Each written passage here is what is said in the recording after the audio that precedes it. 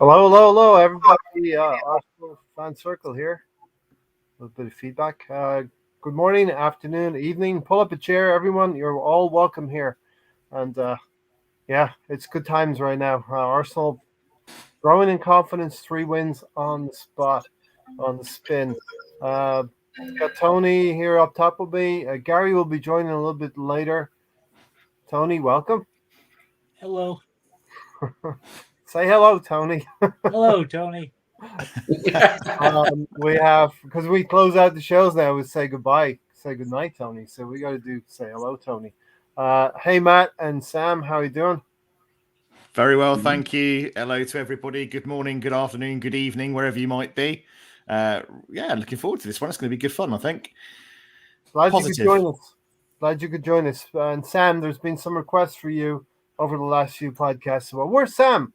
Everybody's asking, where's Sam? What did you? Nah, they don't miss me. There's no one Yes, misses me. some of them do. Some of them He's do. trying to get Really? his busty virgins through customs. I've just been busy, with my castles. I've got castles everywhere. It's a lot You of gotta get upkeep, your Sam.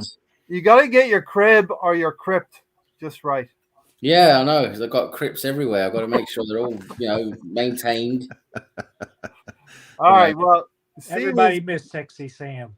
you start us off, Sam. Start us off, Sam. The fourth, we talked about this last season.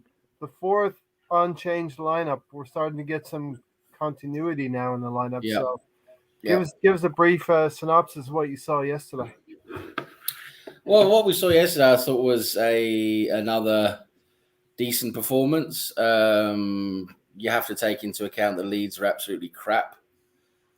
Playing with a very depleted squad, you have to take that into account. But at the end of the day, you can only play against what's in front of you.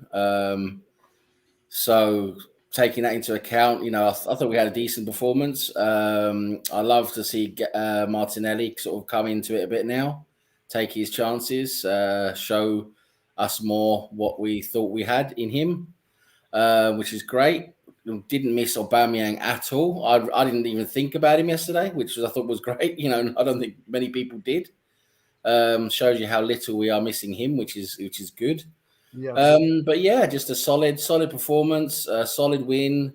It puts us in a good position now, and we just again that word consistency. We have to keep it going now. We've got 3 more games now where I think we can do it. Especially Norwich and Wolves. I think are 2 games we definitely should be able to win, and we just have to keep going. Yeah, you're dead on there, Sam. We are where we need to be. I mean, to get fourth place, but for me, I've been looking at Europe, any kind of European football. But let's see what happens. We'll go week by week, and you're exactly right, Sam. We got 2 more games in the league, right? I think so. Norwich away and Wolves at home, and that's going to be a big test. The Wolves at home, but let's not take our eyes off the next 2 fixtures, which is a cup fixture and Norwich away from home. But we did what we needed to do here. Matt, what were your initial thoughts as well?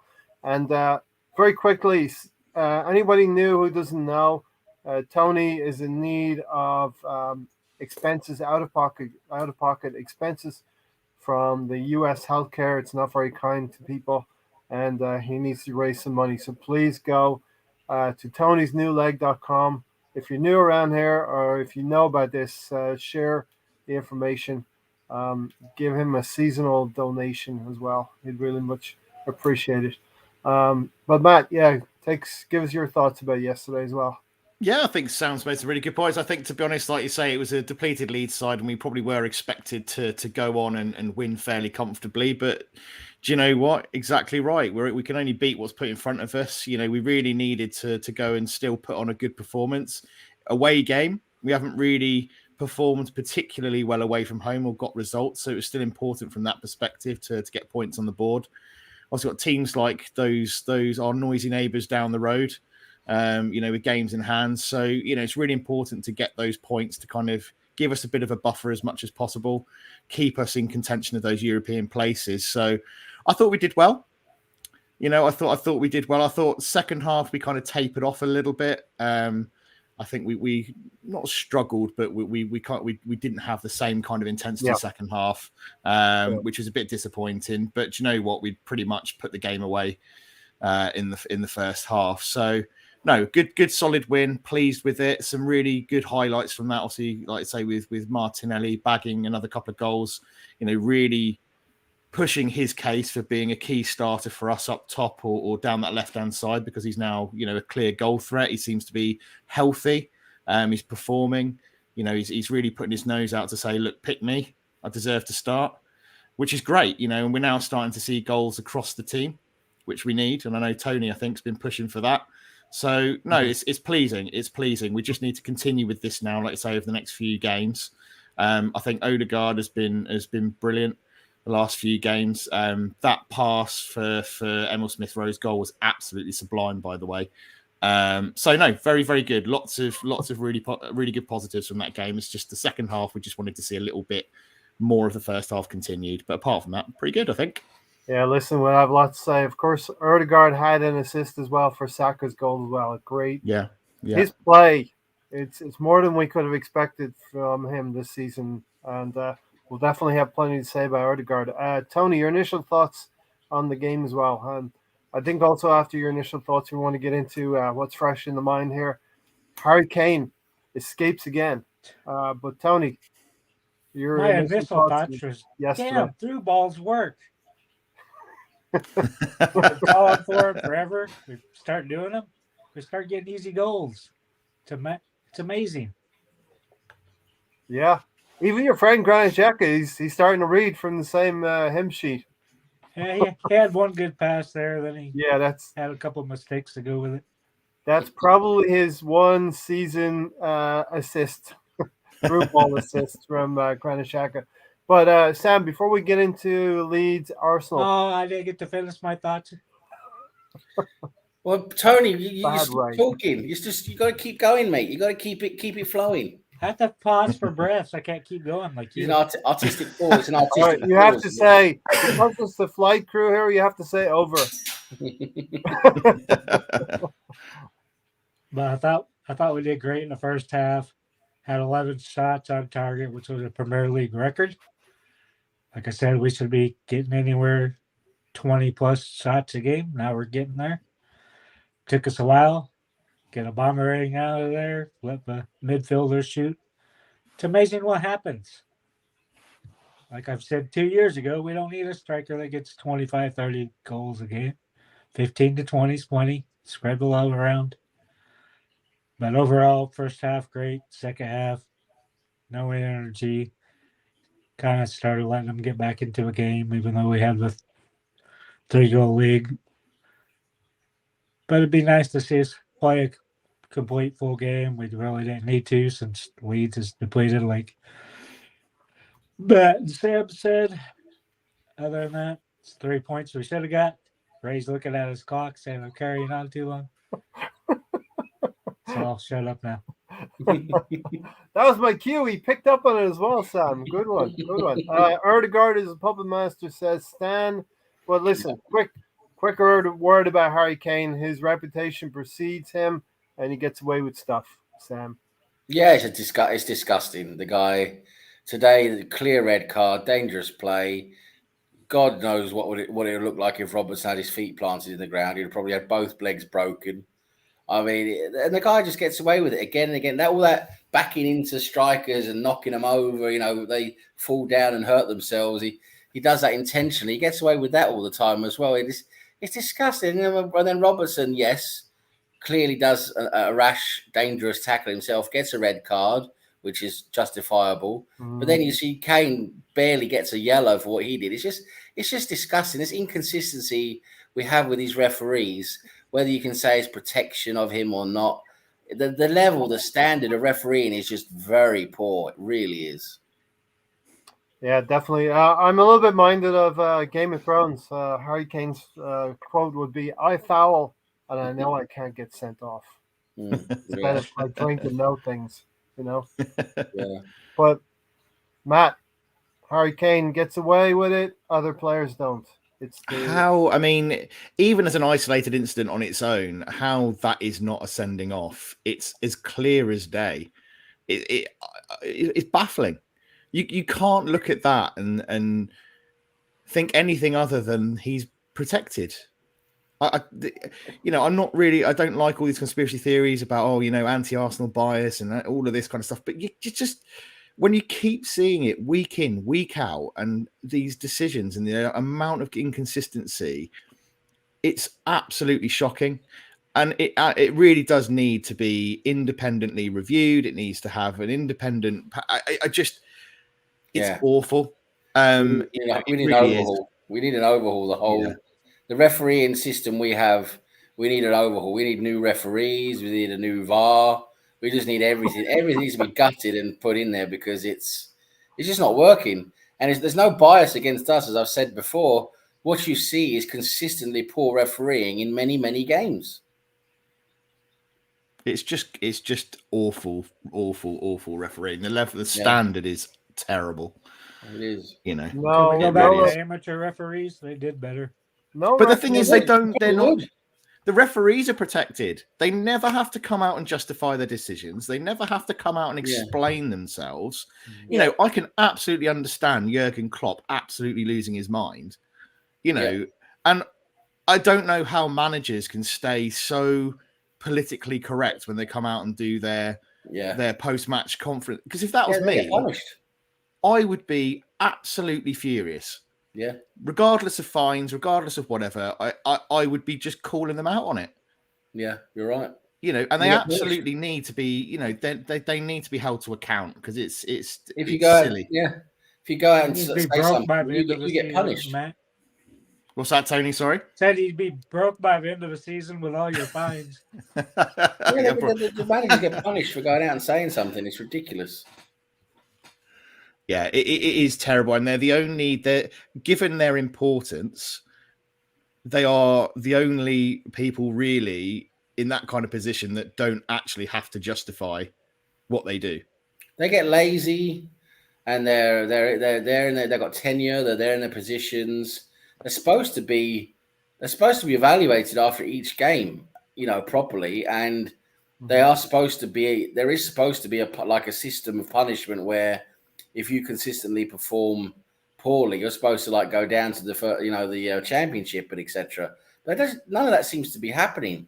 It doesn't. Why isn't there transparency? Why don't they have a copy of referees' notes or comments post a game that can't be published with articles to go with match reviews? It would expose their what do you call it? Unprofessionalism, incompetency. That's what needs to stop it, doesn't it, Ray? I mean, this is what we have to do. We have to do something because it is ridiculous. I mean, the amount of terrible decisions happening all the time now, it's affecting the outcome of the league.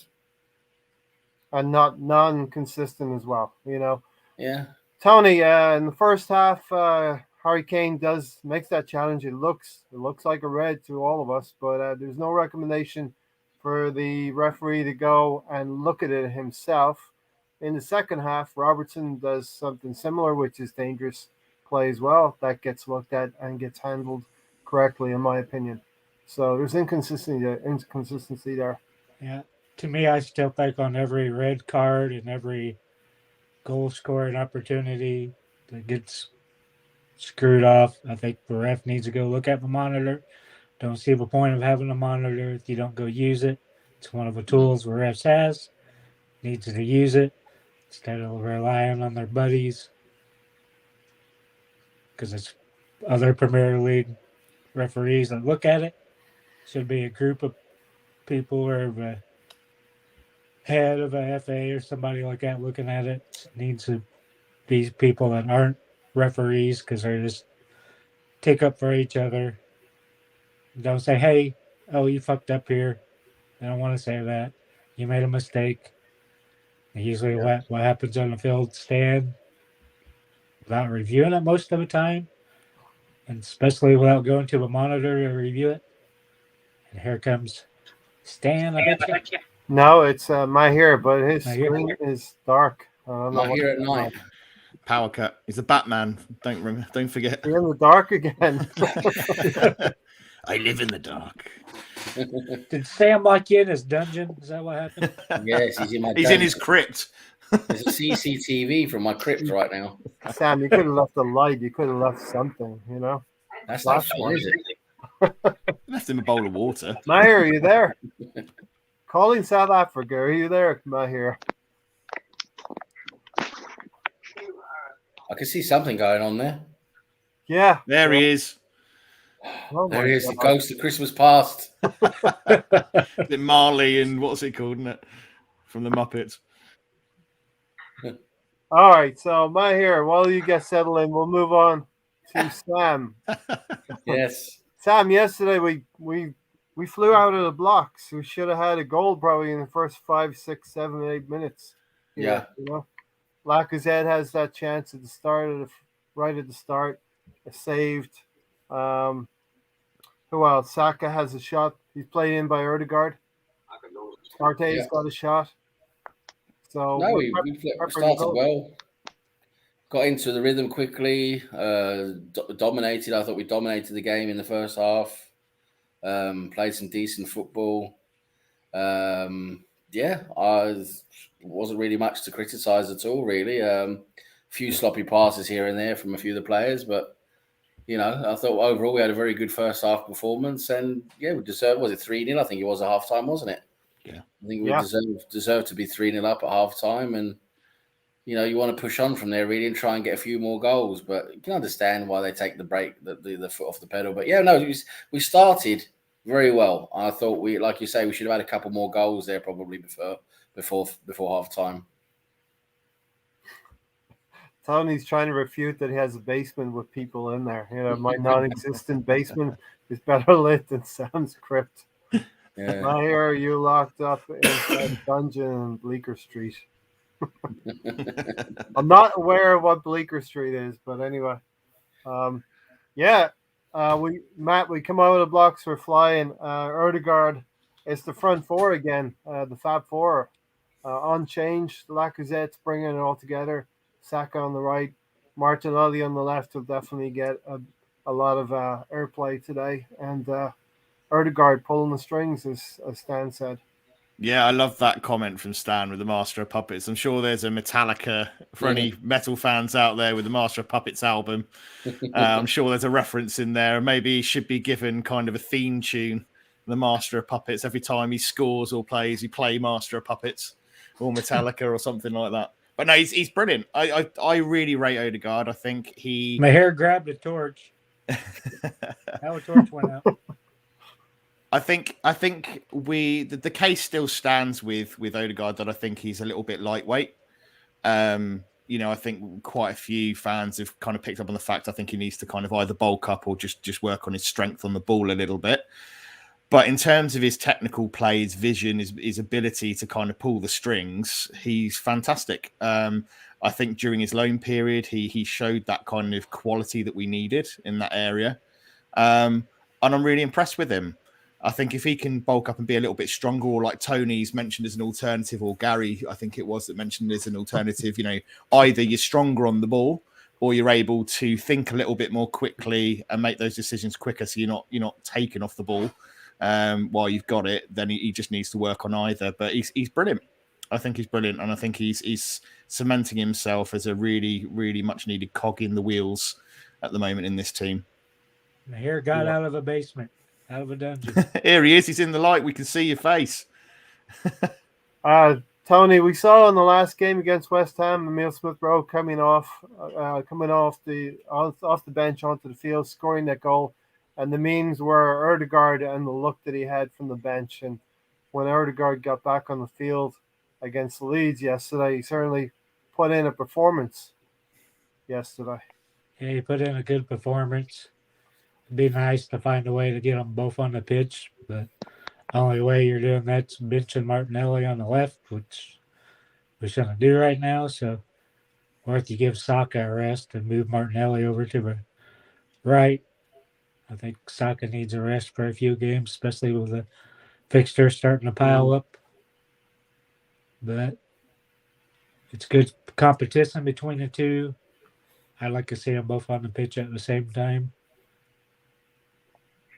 And as Stan said, Erdegaard is everything that Ozil was supposed to be. You see how nervous I am after Tony speaks I never know where the break is. I never know if I'm going to get He chastised. keeps you on your toes, anyway. He keeps you on your toes. Yeah.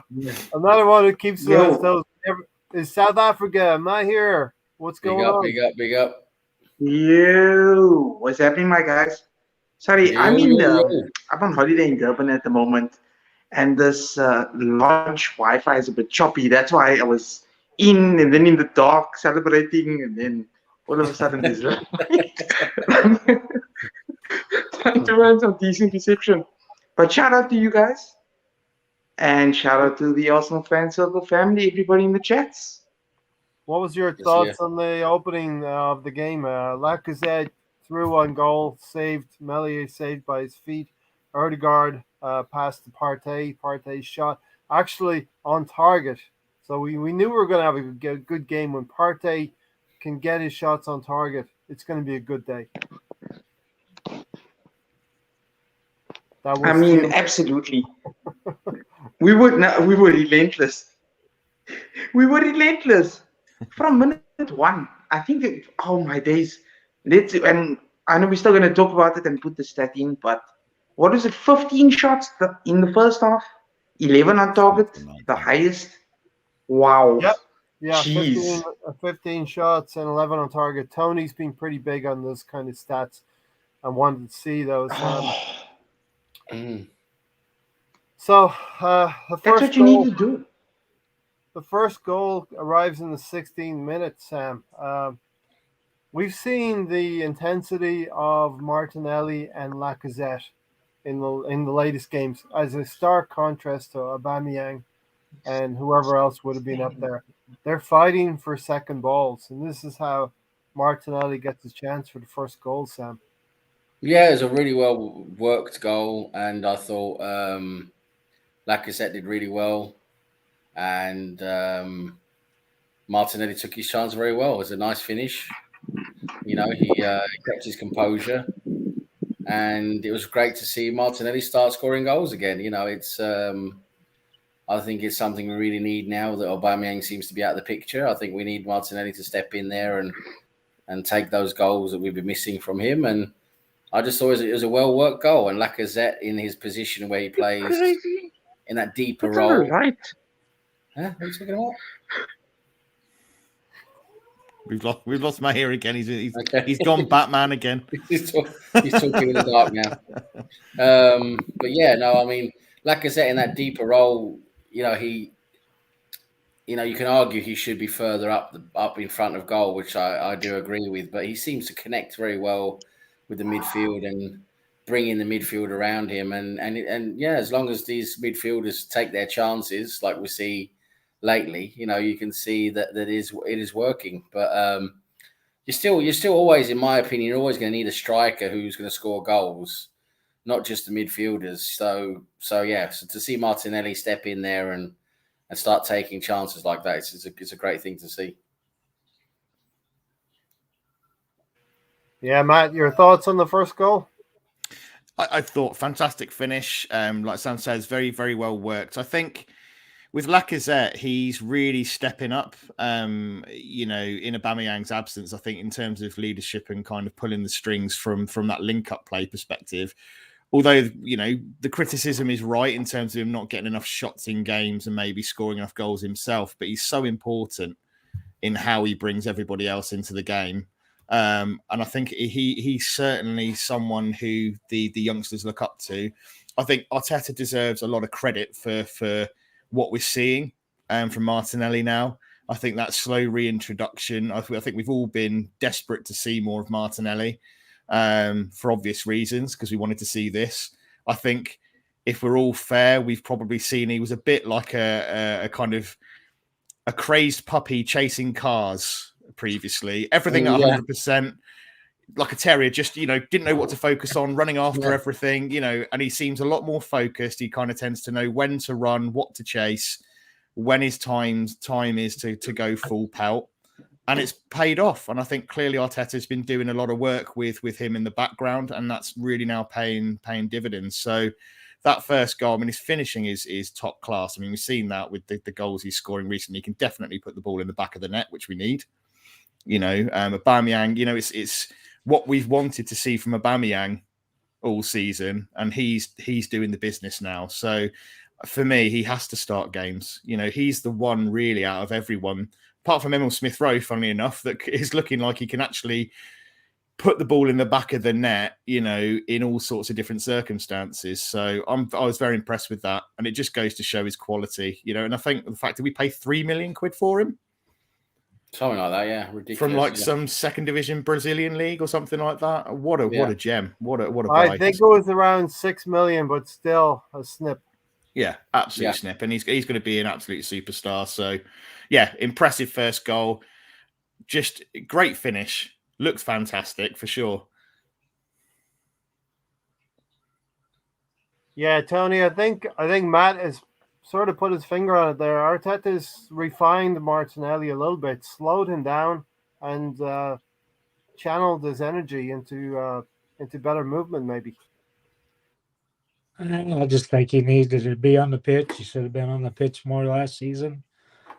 I really don't think Arteta fancied him. And then he's seen Uba wasn't scoring any. And he ends up bitching as captain, so he gets to go out there and play. We didn't know what he had after his injury, if he still was with type of top quality player that he's scoring 10 goals this first season, most of them in Europa, but he has a knack for scoring goals. To me, he still reminds me of Sanchez, where he's not a really out-and-out striker, not really an out-and-out winger either. He's kind of hybrid in there.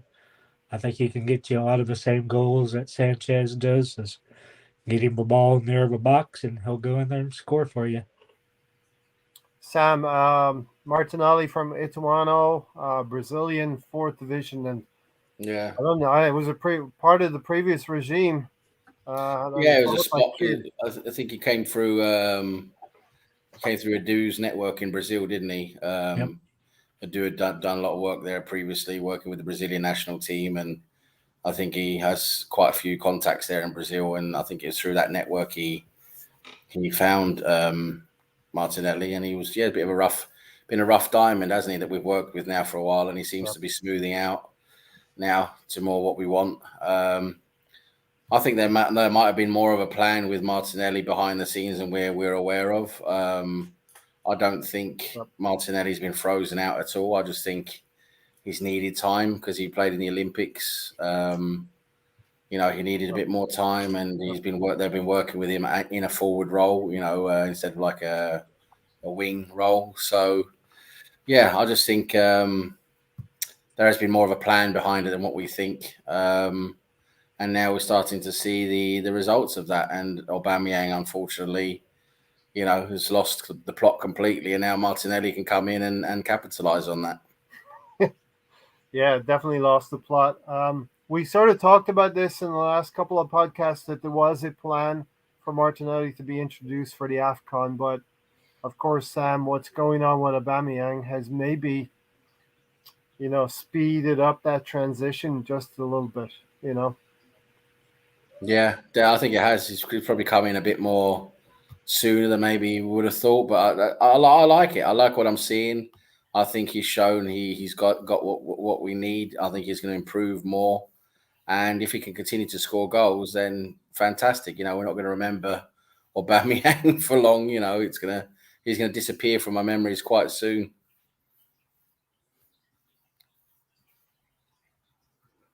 Taib said I think Taib's asked me if Arsenal will sign a striker in January, and I don't think we will in January, because January is that awkward window where you can't really do business. We have to wait. I think we will.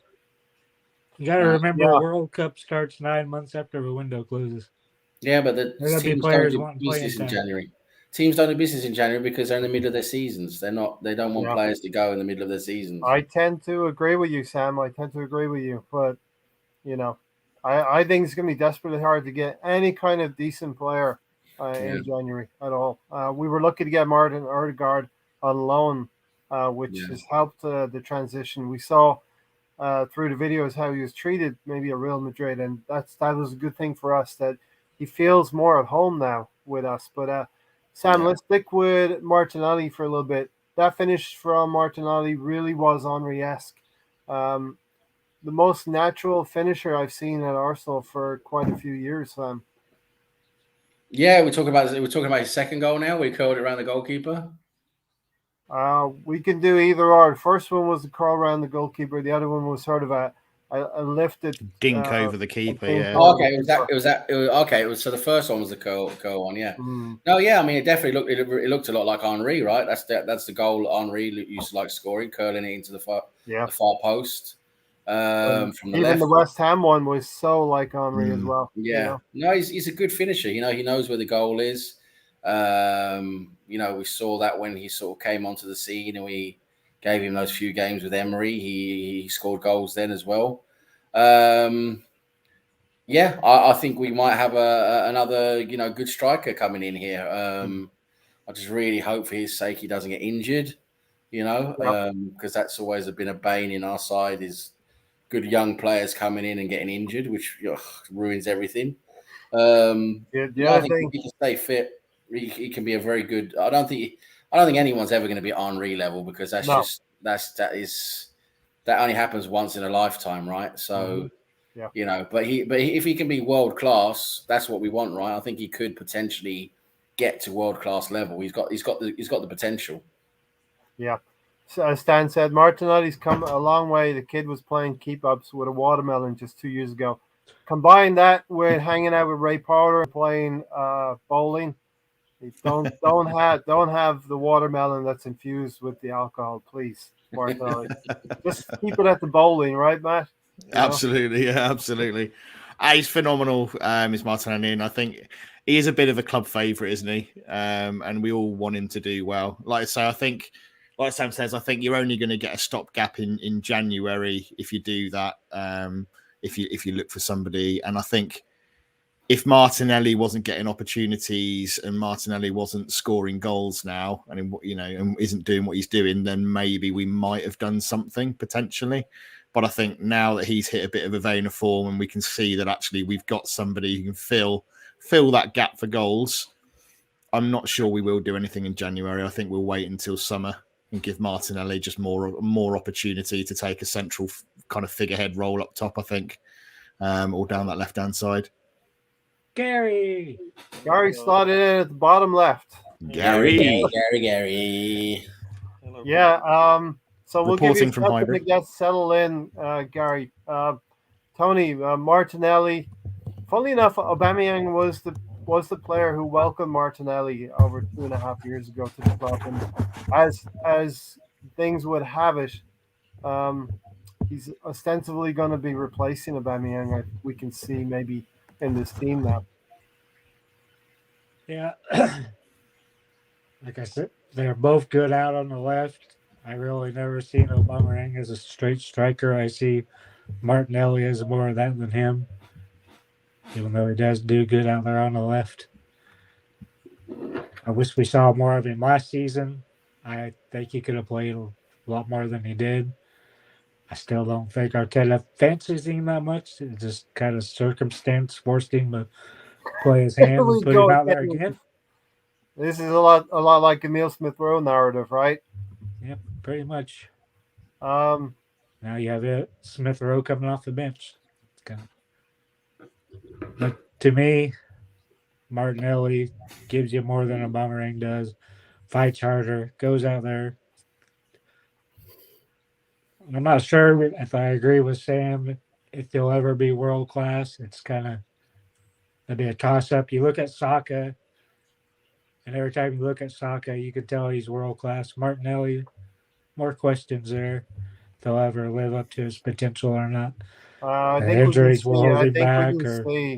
We can see some signs that might point to potentially being a very, very good striker or potentially being world-class striker. You don't take 2 goals. You don't take his 4 goals now.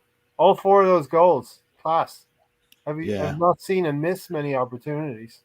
Very different chances, very different finishes. I mean, for me, if you're a striker and you've got frightening pace and you're a clinical finisher, you're on to pretty good things, I think. Because then you're fine-tuning other aspects of your game. If you're frighteningly quick and you can finish your dinner, so to speak, you're talking about There I say, Especially Mo, once you Mo give a ball Salah. to him with through balls. You're talking about a Well, that's combination it. of a Mo Salah or Sadio Mane. I mean, is that me going too far at this point about Martinelli? Gary, I know you're a fan. Yeah, no, I mean, I was a little surprised by Tony's comments there as far as Martinelli. It's the little bits that we've seen. I mean, you just go back to the Chelsea the match, right? He takes the ball all the way down the pitch. Yes, the defender makes it slips, but you know what? He still finishes after that long run, and we've been waiting for that for a while now. We've seen it, and we're seeing it a lot now. He's putting himself in positions to score. I mean, that's what we want. And he's finishing. He's clinical, right? When he gets out there, I mean, those, we've been waiting. I've been wanting him to shoot more. He's finally shooting more, and he's pretty clinical with his shots when he puts them in. So I don't. Problem is, Gary, we haven't seen him enough. That's the same with that was the same with Saka when he came in. We saw little bits of him with in the Europa. Saka. In the Europa, not when he first started. In the Europa League, we saw bits and pieces of him, and we said that looks like a really good player. Ding, ding, ding, ding. Round 2. Nope. Disagree with you. You're right. Emery was playing him constantly, Gary. Come on. He started in the Europa League, if I recall. He didn't start in the Premier League. He got lots of chances. Plenty of Premier League starts under Emery. After Europa League. We're talking about the start of somebody's career, right? And Martinelli is still starting. He wasn't meant to be, I think Saka is ahead of him, and definitely he's ahead of him. Yeah, but there's still no excuse for barely playing a guy for 18 months. Even he's more clinical than Saka is at this age, right? Tony, based on his career. I mean, he's had injuries. He wasn't injured the whole entire season. No, he had a long-term injury. He had that long injury, didn't he? What was it? He had that long. I can't remember what it was. Ready last October. But he had that injury keeps you out for a long time. It keeps you. You don't get into full fitness for a long time. Then he was in the Olympics now, so he came back very late from the Olympics after the season started. It takes a while, and then it takes a while to get adjusted and fit and everything again. So he's not been on the right schedule, Sam. I mean, he's 2 or 3 months off from the rest of the squad in terms of what his body's been going through. Again, this time last year, he came back against City in that quarterfinal that Runnerson played in. Almost got injured, right? I forgot about him. Why'd you have to remind everyone about him? That's actually, if you're going to bring up a game, that is probably the last one you should bring up in that entire season. You probably picked one of the worst games to bring up.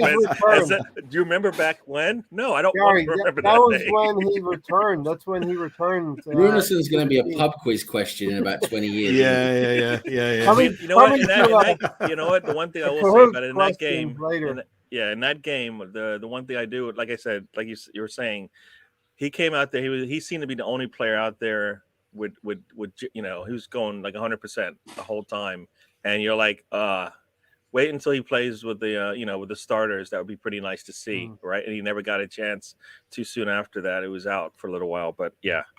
Now, I mean, Martinelli is kind of what we were hoping for, and we're seeing it now consistently. So I'm gonna, there are differences between the games of a Saka and a Martinelli right now, and it's pretty clear as what you can see. I mean, Saka will put a lot of pressure on the defense, right? Martinelli would just finish him off, right? So I'm enjoying it. Like, it would be nice to see all 4 of the youngsters up top, but I don't know if we're gonna ever get to see that. Yeah, but if you see that, do you get the right balance? Really, I think you should address this to Tony now as a result of Thursday night's podcast. We know that Tony gets rankled more by Xhaka than Gary does. So, Gary, thoughts on the through ball from Xhaka for the second goal? What about his red card? That should have been a red card. Well, we'll get to that. Don't worry. No, just because he has one good thing doesn't mean he doesn't have 10 fuck-ups in the same game. Oh, yeah. Don't worry about it. I got a banner for that. Hold your horses. I got a banner for that. We're going to get to that. No, that was a really... No, I did look at the... I think I looked at that replay of that. Through ball. Of all, the game, some of the highlights, and that was a really nice ball from Xhaka. Now, I don't want him, but I'm not going to...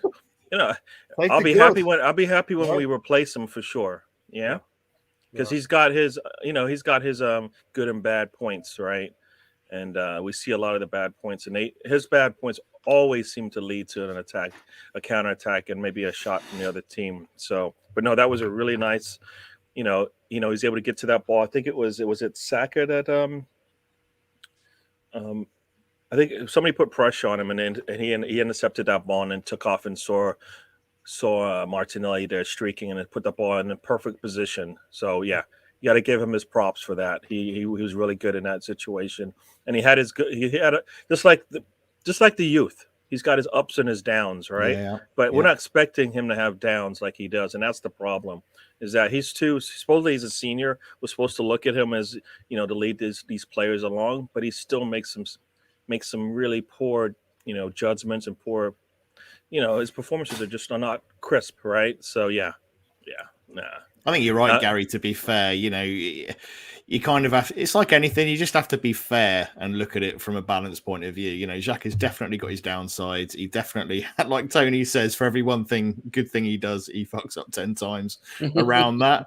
He's definitely going to be one of those players that you just know he's searching for a yellow card. It's like he's collecting them, like Panini stickers. He's probably got his own yellow card and red card Panini book at home that he's trying to complete, I think. For those who remember Panini books who have ever had them, maybe I'm showing my age a little bit. No, I don't even know if they're still going on. But to be fair, accident. But to be fair, I thought his awareness was good for that ball because, like I say, he picked it up really nicely in the centre of midfield, aware to pick that pass out and intercept. And obviously, rather than going sideways or backwards, which we've got frustrated with previously, he picked out the right pass at the right time, really nicely weighted and actually put it through. So we can do it. It's just we don't see it enough. And Tony's pointed out, it's just a shame that he has those 9 or 10 other moments of kind of questionable decisions around it because he's got it in him to be, to do really good things. Mm-hmm. Well, even like I said before, even an old grandfather clock broken is right twice a day, isn't it? Yeah. Yeah, true. Fair point. So he's only right now and again, he's going to make a pass, isn't he? Yeah. No, you know what? I was, like I said, I was looking at. I did a replay, and earlier, a couple of minutes before that pass, he did make a nice pass out to Tierney. Tierney was able to take a shot, to the, on the short side on the nearest side of the post. So he like you said, and then right after that, after about 30 minutes, I don't know what you guys saw from him that you would say, you know what, good. Because I don't know. He just kind of disappeared, and once again, our midfield is the problem again, right? It's been our problem for years now, and it's still our problem today. Partey and Jacques, they might work together, but I think we can do a lot better than what we're doing today, right? I think we can. Hey, I swear we don't huddle up. I just put this banner together a little bit before the podcast. Gary, can that back five and that front four compensate for the Forrest Gump middle two? We do, because we just bypass it, right? Ramsdale just goes, nah. He's like, I can get it up front there. I mean, and you know what? Otherwise, our defense puts a little pressure, like in the game yesterday, right? Put a lot of pressure on them, and they gave the ball away to us in midfield, and we got some really good counters on it. So, stupid is, stupid does. All right, Sam. Sam, can you work out my mathematical formula, Sam? GX plus FG equals RC. Granny Norma plus fucking Gary. What? Equals Randy cunt. Yay! No, it's Granny Jacker, isn't it? Granny Jacker and FG. Who's that? Frequency of games. Frequency of games equals red card. Red cards. Yes. It's just waiting to happen, isn't it? Just waiting to happen. Could it happen before the end of the calendar? I don't raise jury math calculations. Could it happen in the next 2 or 3 games before 2022? He brings could have happened yesterday with a red card. He could have had a red card yesterday. We know he's always got it in because he's so slow and sloppy. He's always slow in a tackle or slow to react, and that's the thing with Xhaka, isn't he? He's just very, very slow. So, Russ, Russ, we got to give you credit for being the first in the comments, but you definitely left us for a little bit because we talked about Harry Kane. Russ has definitely revealed that he doesn't really watch a lot of this while we're on, does he? Wow. Yeah, we did see that. We did see Maybe- Harry Kane. You know what? I Maybe didn't get to Silly see it. So was you guys, put it can on you guys did he actually not get a red card? Is that what happened? No, didn't Yeah, get he it. didn't get a red card, no, got yellow. Just about got yellow. But Oh, well, they're hesitant to take out the yellow card without getting like yeah, sniped it was from a. even. It was like, oh well, we have to give you yellow, but at least you're not getting sent off. You know what I Yeah. mean? Yeah. Definitely. But you know what? Jaka gets away with some stuff too, right? So I mean, he stepped basically on Rafina's ankle, right? Yeah, it was lucky. It was lucky Yeah. for him to stay on. That's what I'm saying. All this talk about an agenda. If there was an agenda, Xhaka wouldn't be on the pitch. You know, it's they're just crap. The referees are crap.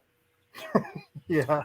Very, You know very what? lucky, Sam. You know what? They're expecting him to blow up, so they're just waiting for the blow up. So that they're like, nah, there's no reason to give him a red because he's just gonna blow up all by himself. And they want to see that, right? They want to see Arsenal kind of collapse, and he's I a just ticking want time to bomb. see referees' shirts and boots be sponsored by Vision Express or Boots or something like that. It'd be great, wouldn't it?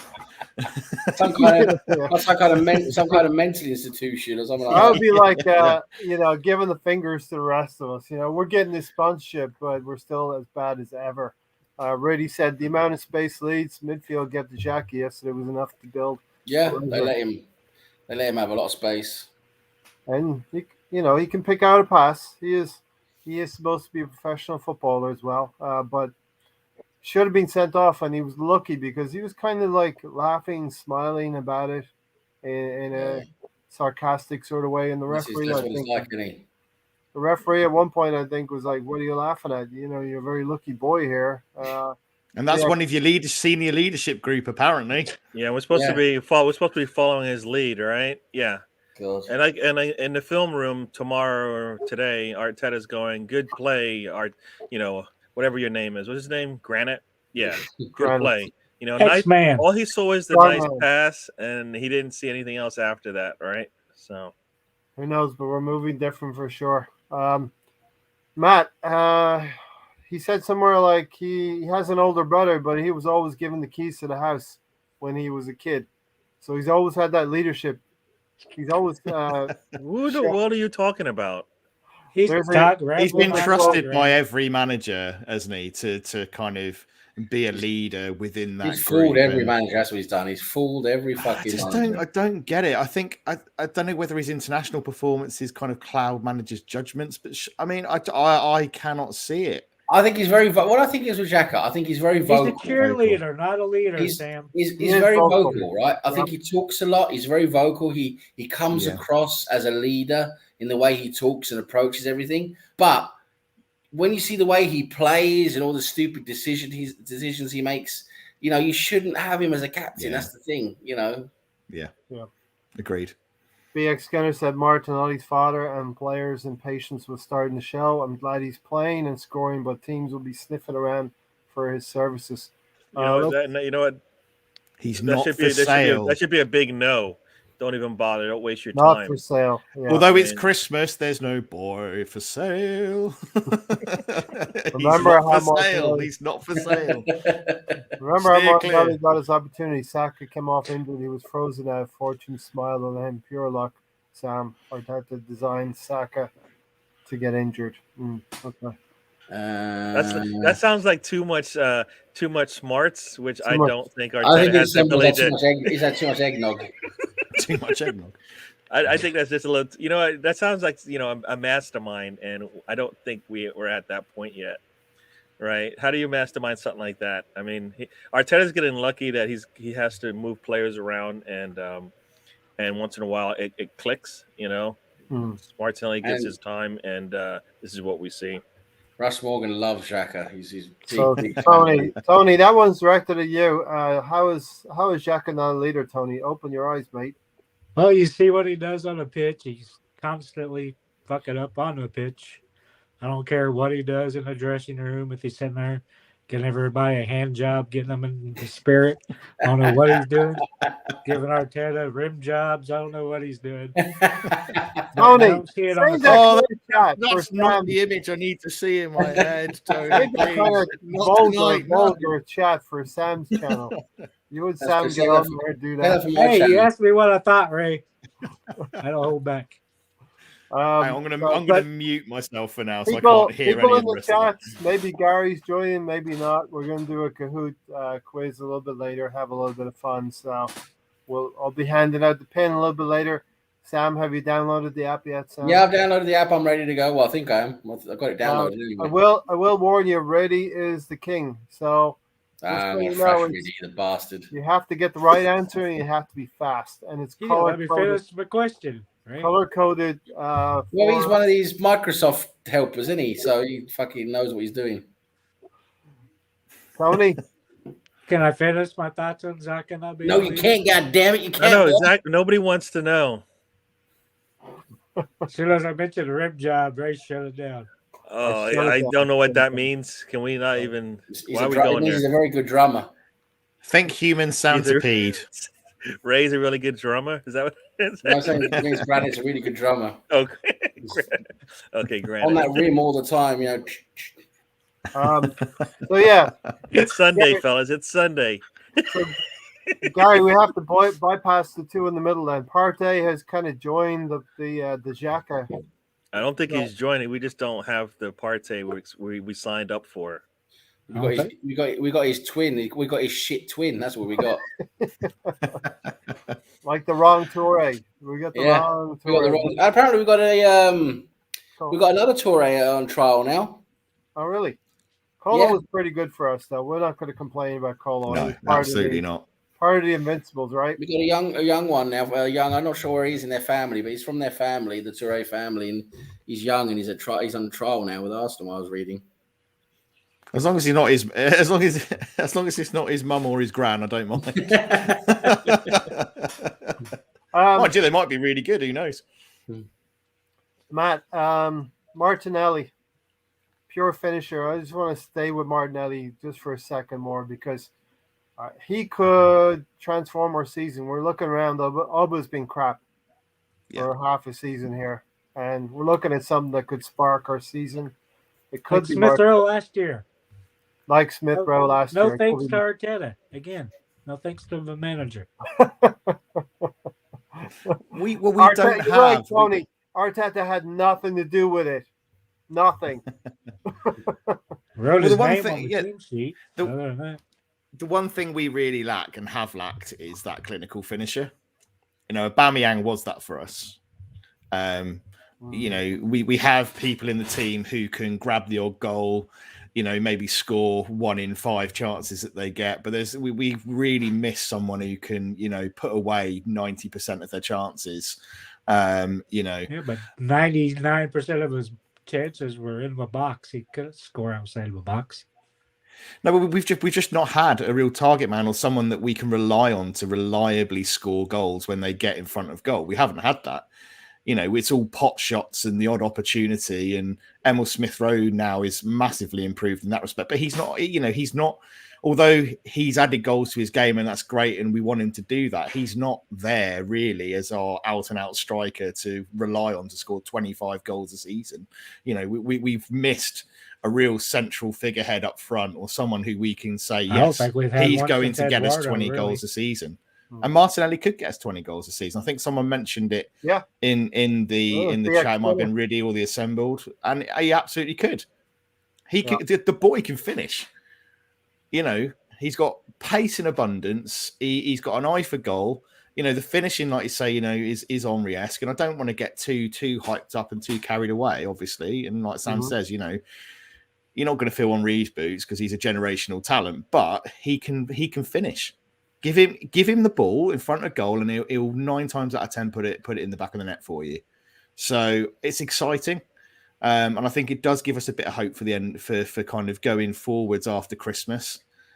We've just got to make sure that we actually give him the ball and actually put the ball at his feet, because I think we struggled to do that before in terms of, like Tony's mentioned about through balls. We haven't done that enough. But if we can actually get passes through to him, like Xhaka and the rest of our midfield can actually kind of use him as a bit of a kind of a focal point and actually get balls into his feet, he will score goals for us. So I think he will make a big impact as long as we can actually utilize him properly and get the ball to him. Mm-hmm. Yeah, good shout, Russ and Sam. Giroud Prime Giroud would have ticked. If we had these players around Giroud in 2016. Yeah, well, that's what's been so stupid with Arsenal's tactics. I mean, when we were playing possession football and just passing the ball along the ground, we had a striker who was good in the air, and never got the ball in the air. And then when we started crossing a lot more with Tierney and from each side, we started crossing into the box all the time, and the whole strategy was just get as many crosses into the box as possible. We didn't have anyone in the box who could head the ball, so we've always had the opposite striker in terms of the way we're playing. But now I think we're getting there in terms of we are playing more down along the ground more now and in behind and everything. And that's where Martinelli can come good, because if you play him in behind, we should be able to get more chances. This would be interesting. Or Sam, it could be that the teams are giving us what we can't do. Right? Mm. If you don't have Giroud on the field, then they know. Guess what? Let them get those crosses in. You got Giroud on the field. Maybe close them down, so now they have to keep the ball on the ground. Who's our special guest there? I will tell you what. We have a manager here. Sean Dietz has dropped in again. I bet he would love to have a Giroud in his team right now. How are we? Hey, Sean, how are we doing? Not so bad, Raymond. Good morning to everyone here on Arsenal Fan Circle and in the chat box on this Sunday. You're talking about Olivier Giroud, I hear. Lovely, handsome fella. I'd love to have a handsome man like him in my dressing room. How's everybody today? How's everybody? We're doing really well. Did you have a game this week? Oh, hold on a moment. Oh, I'm in a bit of a pickle here. I'm just sat in the car. I've just got into the newsagents to buy my News of the World, and it appears that I've inadvertently walked out of the store with a packet of Opal fruits that I don't think I've paid for. hold on a moment. Oh, hold on.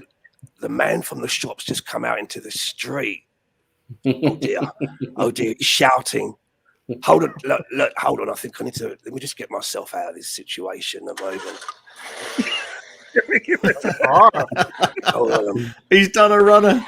Oh, dear, a moment. Oh, he's running after me. Get out. Oh.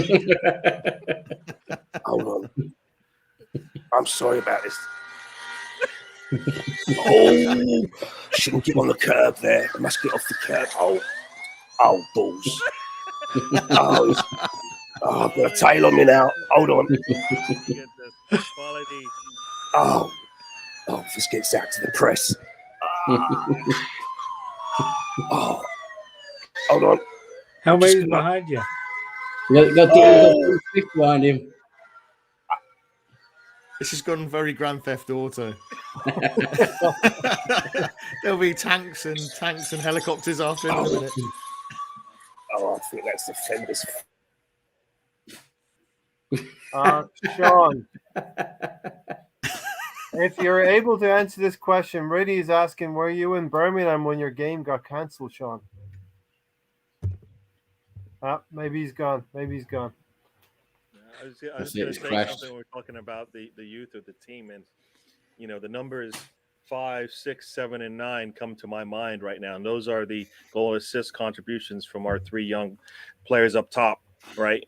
And Martinelli's got 6 assists, goals and assists right now, and he hasn't actually played much, right? Erdegaard is starting to show, and you know what? Erdegaard should be pissed. In the last 2 matches, you know how many assists he should have? I know, a lot. He's had some good passes. And Lacazette, to start off the game, should have been a score. And I think in the previous game, he had at least 2 or 3 opportunities where pass to Partey, Gary. And let me just say that was epic stuff from Sean Dyke. Sean, thanks for joining us. Yeah, cheers, Sean. Gary, Erdegaard pass all right. versus to Partey. I need to see if somebody needs to bail him out of jail or not. Early doors. Yeah, Erdogan should have like 5-6 assists in the last couple of games. He really should. Yep. With these tarts up front, they can't finish, can they? No, they're not finishing for him. I mean, Saka is just he's upsetting me because it's like, where else do we have to put the ball for you, young man? Mm, I mean, Well- at least put it between the posts. mm. It's not even the goalkeeper sometimes doesn't even get an opportunity to put a hand on it, you know. So In the 42nd minute, those two players you're talking about, Gary, combine. Erdegaard plays a wonderful, quick pass into the feet of Saka. Saka goes on this mazy run. We think he's lost control. you can include Saka into that, but it's one of those things where we lost the ball going through the middle, right? And it did pop out, all right? So it's not like Saka was, all right, this game was flowing, and then Saka got the ball, and voila, we get a goal out of it, right? As I recall, right, he lost the ball, right? Who lost the ball? Saka. Bukayo Saka. Yeah. Okay, he lost And he's it. able to get it back. Oh, Yeah, he said, it was an amazing He's run. human, That's Gary. part of an amazing run. He lost it. He's human. He's human, as Tony Jacques said. is human too, but we don't like that, right? So it's not dishuman. He's not Touche, human. Gary. He fucks up Touche. like 10 times for every one good It thing. ended in a goal, Oh, you know- Gary. Yeah, you know what? That one, yes, he did. He put the goal in. Yes, he did. Earlier, it was another opportunity where he lost the ball in the middle. So sorry. I don't Sam, think so, Gary. really. I worried about What was that? Erdegaard. What did Riddy say? Oh, he's saying is Laka doing Orba a Favour. favour by not taking his chances? I think we've seen that before, right? We saw Yeah. that. You just go back to the City game, right, where we lost 3-1. He makes he scores on probably the worst opportunity he has, and he loses, and he doesn't even get close on the two opportunities that we were expecting goals from him. So I think, that is what you get from Lacazette. I don't think he's as clinical as we would like him to be in front of the goal. Can I answer I Riddy's just don't see question? Lacazette as a direct. Although he kind of technically is, I don't see him almost as that direct threat because they're two very different players doing two very different things. Because they've played together and they it's not like, when Lacazette's not playing well, Aubameyang will replace him. He does so much more than score goals. And given that he's not scoring goals and not having shots, shows his importance to the team and the fact that he's still playing and getting games because his link-up play and everything else and bringing everybody else in is so and the good. space he's getting other players to chase Absolutely. after him. So I don't think the fact that he's not scoring goals and he's not getting a load of shots off will mean that Aubameyang is going to get more of a sniff. I don't think it'll work like that. I think it will certainly be a concern, but his other play is so good that at the moment that I think it's kind of helping him stay in the team. I think if Martinelli doesn't score goals and we go on a bit of a drought in that respect and we're not scoring goals, then that's when I think Aubameyang, you start looking and thinking, what do we do? But I think as long as Martinelli's scoring goals, I don't think Aubameyang gets a sniff. Yeah, Sam, the play of Lacazette is what's making everything happen right now, Sam. Yeah, I mean, Lacazette, like as Matt's been saying a lot, he links up very well with our midfield, and that link-up play opens up space on the flanks that we utilise, and but the downside to it is when he's linking up, there's no one actually in the box, which we see very often, which we really ideally should have. So when we're coming down the flanks, we should have someone in the box instead of deep, and that's where we're lacking a lot. But I think we've adjusted there now by putting one of the attacking players further up. Like we see now, Erdegaard it now is getting into the box now a lot more often. Yeah. I think he's been given a more forward role to fill up those positions. But the idea is, ideally, it shouldn't be Erdegaard filling that position. It should be a striker. That's the thing. We should have ideally a midfielder doing what Lacazette does, and we should have a proper striker who can finish the ball, further up front, being a striker. That's the idea of that role. So it's working, but we can do better. That's my point. We can do better by letting Erdegaard and Smith Rowe do the attacking midfield link-up play, and having a proper world-class striker that we'll hopefully buy in the summer after this season, and put that world-class striker up there in the middle where they should be, and they will score us 20 to 25 goals. Yeah. That's what I want to see.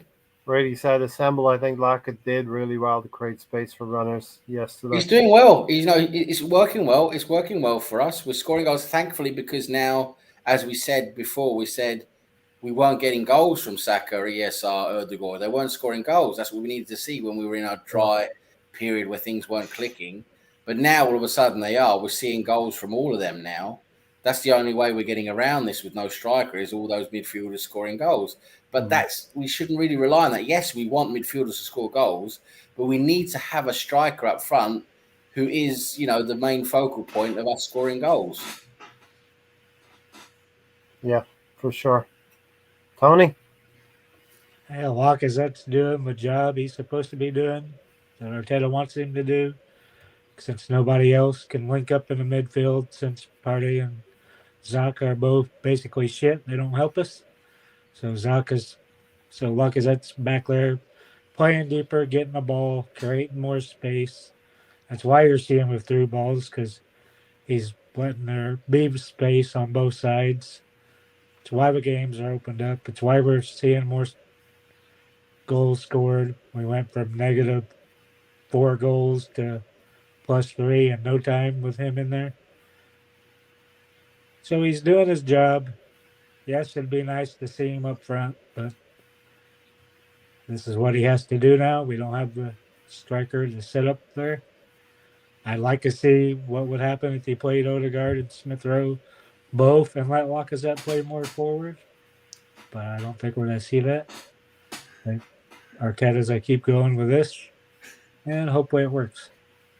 Already said everyone keep an eye on Manchester Evening News tonight. I think Sean Dyche might be involved in some shoplifting. Some kind of hostage situation involving a Snickers and the news of the world. Do you think we're following City's tactics? I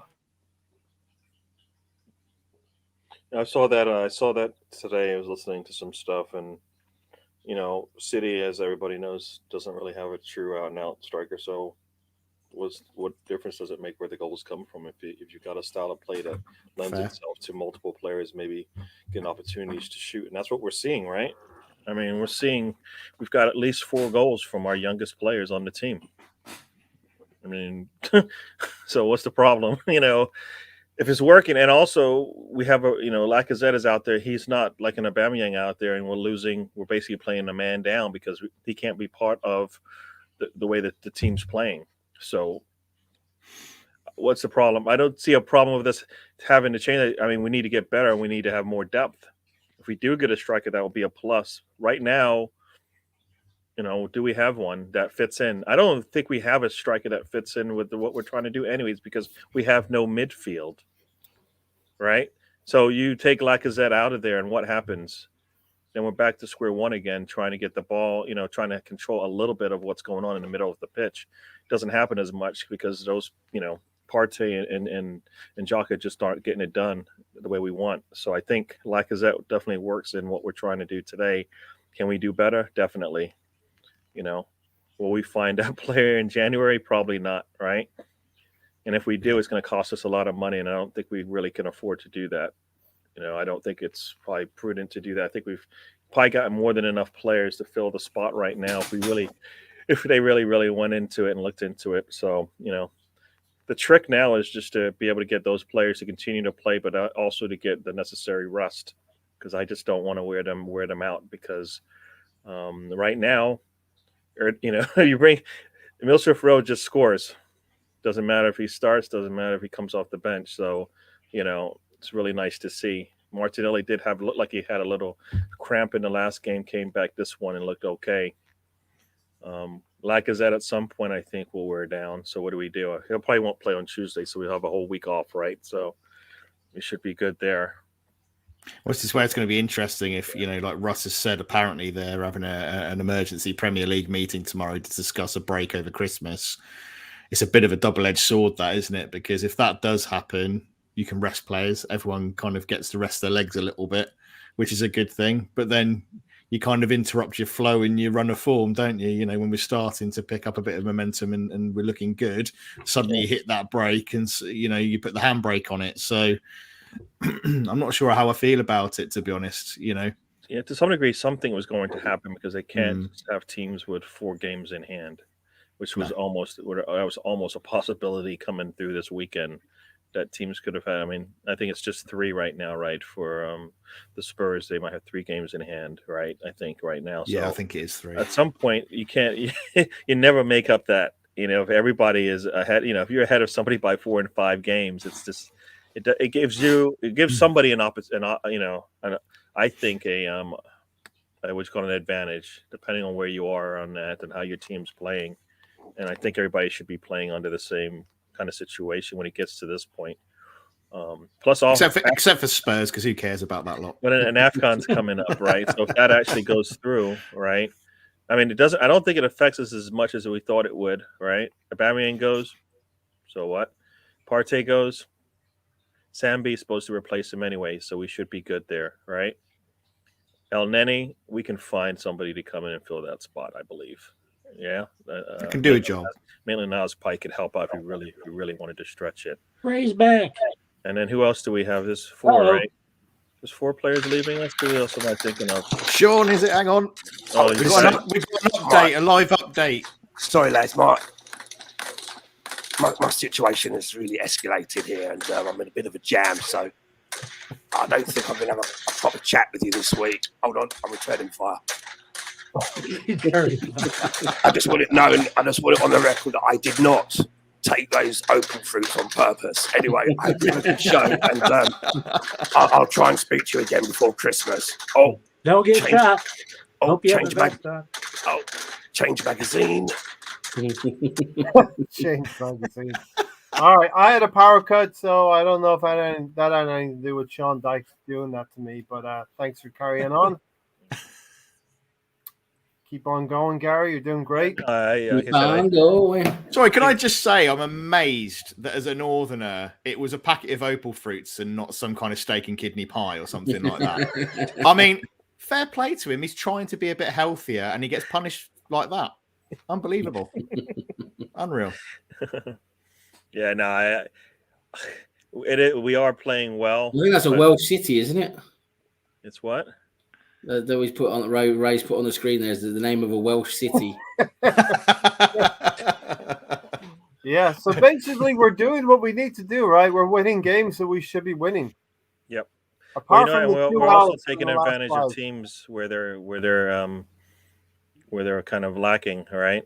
I mean, we've been able to do that so far. So I don't know if that's Arteta's tactics or not. It just happens to be where we are stronger, you know. So the thing that, once again, we'll have our test again, right, when we play City. If that game actually happens at the beginning of the year, so we'll know where we stand once again.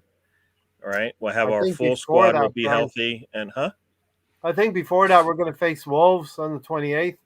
If the games go ahead. I don't look at Wolves as the big test. Because I want to see where we are. Because Leeds was a big test. Yeah. West Ham was a big test. Yeah. I mean, all these teams are a big test for me right now. Wolves is nah. Yeah, Man City's like a benchmark, isn't it? You know, you got to see. We've got to see. I want to see compared to the last 3 times we played the top teams. I want to see where we are now, and we should have a much better game. I hope. Yeah. So 2-0 or 3-0 defeat. Well, the thing is, we should be a lot closer than that, really. You know, that's the thing. You know, if we lose 3 or 4-0 against City again, then we can't say we're progressing. That's the thing for me. Because, yes, okay, you get into a full spot because the other teams are fucking up, right? Which I would then put down to the other teams fucking up more than us actually being consistent. So, you know, if we want to be title contenders, that's our... I know we're not there yet, but the thing is, if that's our goal, that's where we want to be. We've got to stop losing 3 and 4-0 against Manchester City. It's as simple as that. That's the reason why we're going to lose 3 and 4 to Manchester City. I know right now we're right, but then if we put in the middle, but maybe if we don't do it that way, maybe if we do change things around in the middle, right? We have seen how well it's worked previously without Partey and Xhaka in the middle, right? I mean, that's the thing. You know, why Why do we keep playing with these players? Okay, Leeds, they're quite an easy team to beat. God bless them. But Yeah. why do we keep playing with Partey and Xhaka in the middle when they're both crap? This is the thing. We should put Maitland-Niles and Lokonga in there, see what they can do, or just go with one pivot with Lokonga and have Smith Rowe and Erdegaard together there in front of them. Because Arteta likes cocktease and AMM. He's like, you can play. We're not going to tell you. We're not playing you this. Tony, are you feeling a little bit sexually frustrated today? No, what's going on, buddy? Buddy, what is going on? What's happening in your mind today? You know what they got? You know what they got now? You know what they got now? They got these dolls. They are lifelike, I believe. They might even talk to you. I don't even remember how that all works. But Gary, I don't have money for a leg. How do I have money for a sex though? Yeah. God bless Dirty Leeds. WTF. No, God bless it. They're shit. As I just meant, it was easy to beat them. Yeah. Can I just say, wouldn't it be brilliant if we could get some kind of hashtag kind of trending on Twitter, like pray for Sean Dyche, opal fruits, or Sean Dyche, opal fruit shooting? Yeah. It would. Could you imagine the real Sean Dyche actually seeing that? He'd be like, what the hell is going on? Oh, we can see it. The scene of the crime was opal fruits all over the floor. It's just there's shell casings all over the place, shattered glass. A car ran through a building, and opal fruits. Yes, that would be an amazing hashtag to trend. Please don't cancel Tuesday's game, says Brady. My train to London is already booked, so who knows what's going to happen, if there's going to be a break in the fixtures or not. The powers that be will decide that. What's all this City way of playing? Arsenal have a style. I don't know. You reckon they'll take the fans away? Probably they'll play the games because they need they obviously need the money for the games, right? The TV money and all of that. So they'll just take the fans away again. That's what they'll do. Or maybe reduce capacity to 50% again, and you have various seats. Something like that. They'll probably do something, but they won't stop the games. They're too dependent on the money. You know what? You guys got opal fruits. We got Starburst. So I don't know. It used to be Starburst over here. Okay, I think. So how about the fruit pastilles? Starburst. Those hard things, the fruit pastilles, right? They're really hard. They're slightly different. They're round trees. I think Starburst. Fruit pastilles are round and they've got sugar on them. Oh, yeah. Okay. All right. The packaging and the coloring and everything looks like Starburst. So like looking at it. We're getting into we're digressing. Gary. Yes, sir. 3-0 at halftime. Come out in the second. We still only at fucking half time. What? We still haven't got to half time yet. Well, you know what? Most of the action happened in the first half, anyways, man. There was a lot of things going on. There was a high-speed car chase in Manchester and all that. Pray for Sean Dyche. We had our opal fruits break. I had a power cut here. When do we do our cahoots thing? What? When do we do our cahoots quiz? Right at the end. Yes. So stick around. Okay. Stick around. We're gonna have a little bit of fun. Yeah, I think the second half was like kind of some of our games in the past where things just start to die down, except for usually it's after one goal. In this case, it's after 3 goals. And second half, I was hoping to get at least 1 or 2 goals, and say let's win the second half, and we couldn't do that, right? So. I can't do a Sean Dyche. No, I can't. I can barely. Yeah, no. I wouldn't be able to talk. I'd end up sounding like some kind of South London gangster. Hope everyone's good. Merry Christmas to everybody as well. So next Thursday will be the 3rd anniversary, I think, of the channel. I dreamt this thing up on the 23rd of December. We got it started 3 years ago. So do join us next Thursday for that. Yeah, listen, Sam, I think we can get through the second half pretty quickly. Yeah. Go ahead, Gary. No, yeah, like you said, the second half was pretty dead, and I was getting concerned that, the other team was going to get some. Because when I was doing a watch along, I swear I kept saying, we're just waiting for them to we're giving them all the confidence that they need, that maybe they can get something out of this match. As long as we don't do something stupid, all right? As long when did we get a goal? Can we get that first goal? And then maybe that was I thought we said we're gonna get through a second half in a hurry. Gary's that carry on for 45 minutes and be. Well, we could do 10 or 15 on it. You know what I mean? Tony, man, we're supposed to be buddies. What's going on? Yeah, Yeah, you, you know, you like me, so what's going on? Thursday you would think, right? Old Granit Xhaka debate on We were Thursday. just you know what, you add Xhaka to any kind of conversation, basically. Yeah, Xhaka is Just it's just an elixir. It gets everybody going one way or the other. People want him to stay. People want him to go. People hate him. People love him. You know, The Clash. Yes, yes. Hashtag The Sophie hashtag like- started. Ray, you legend. Uh, Let's get this going. people are going to think something's really bad happened to him. but you got to put the Opal Sean Fruits, Dyche, Opal Fruits Fruits logo. Fruit shootout, whatever you want to put in there.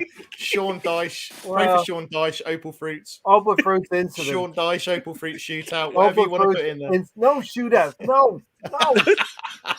This is America. You can't do that. You heard the guns going off. You heard him returning fire. You can't do that stuff. Dyche out. That's a good one. Sean Dyche out. So, Opal Fruits. Yeah. Okay, so Gary, give us Tony wants you to get through the second half. No, the second half just looks like any of our other games where we take a lead. Started. I'm going to say something controversial. Do you think, heaven forbid, the players took the foot off the pedal because they have 3 games coming up in the next 9 or 10 What? days? You think they're thinking ahead already? Yes. They do that during any game. What? Come on. That's just I the think dumbest thing. These players they aren't playing on Tuesday. Saka's not playing on Tuesday. Martinelli's not playing on Tuesday. Come on. The same thing No, but against they're playing Everton. What was our a few days excuse when we after. did it against Everton? Go ahead, Sean. No, you know what? I thought we still had control though, even though we took the foot off the pedal. I thought we still had relative control of the game. You know, Ben White did that stupid thing, that stupid tackle. There's no need for that tackle when you're 3-0 up. There's no need for it at all, but it had to be stupid, unfortunately. Does anyone know what happened between some kind of shithousery between Ramsdale and Ben White? fans. Saw that. He was egging the Leeds fans. He was egging the Leeds fans every time we scored. It was fantastic. Yeah. And they were getting so pissed off. They were getting so mad. He was just smiling and going, yeah, you know, it's great. He's so just great. Such a legend already. Oh, he's fantastic. Ramsdale, I cannot speak any more highly of that lad. So because he celebrates the goals like the players do, but he does it up where he is in his box. And so he's done the lower league, hasn't he, Sam? He's done the lower league kind of shithousery with fans, and he just every time we score, he's sliding around in front of the Leeds fans, you know, celebrating and you know just really digging it in against them. It's fantastic, and they're going crazy. There's a little bit of that about What's got Gary upset this time? The Yorkshire element, it's a rivalry, right? Sheffield United and Leeds is kind of a rivalry as well. Yeah. Tony and Gary are buddies. You just wouldn't know it from the last 2 podcasts. Ray Anderson, he just wouldn't know it. We're just having a discussion, a light discussion. It just happens, right? You guys just got to see it on TV. That's all. Go back to Thursday night. What, Matt? Did you check it out? About an hour and a half. I did, and I was thoroughly entertained. So, if anyone hasn't seen the Thursday night episode, you need to go and check it out. I want to do it yet. I still haven't done it. I'm going to go and do it. I was chuckling away. It got fiery, but it's fine. That's fine. You know, it's Sam, good. I just sat back and let it happen. You know. Yeah, good. You got you like poking the bear. Oh, exactly. I just sat back and yeah. No. All right. Ray instigated it. Come on, Tony. I'm going to go to you first. Listen, Ben White concedes that penalty. Completely needless to do that. They were not going anywhere. It's a tough angle to shoot at. So it's 3-1. My notes say the sign of a really good team now would be to go and score again, reassert your dominance. Or sign of a bad team, just let it fizzle out at 3-1, and we go away with the points. So, thankfully, we got the 4th goal, and what a beauty, Tony. It was a good goal. He got the other goal 9 minutes after they scored there. It was probably one of the better goals of the game, really. Yep. Is that it? Anything else? No. I'm short on words for once.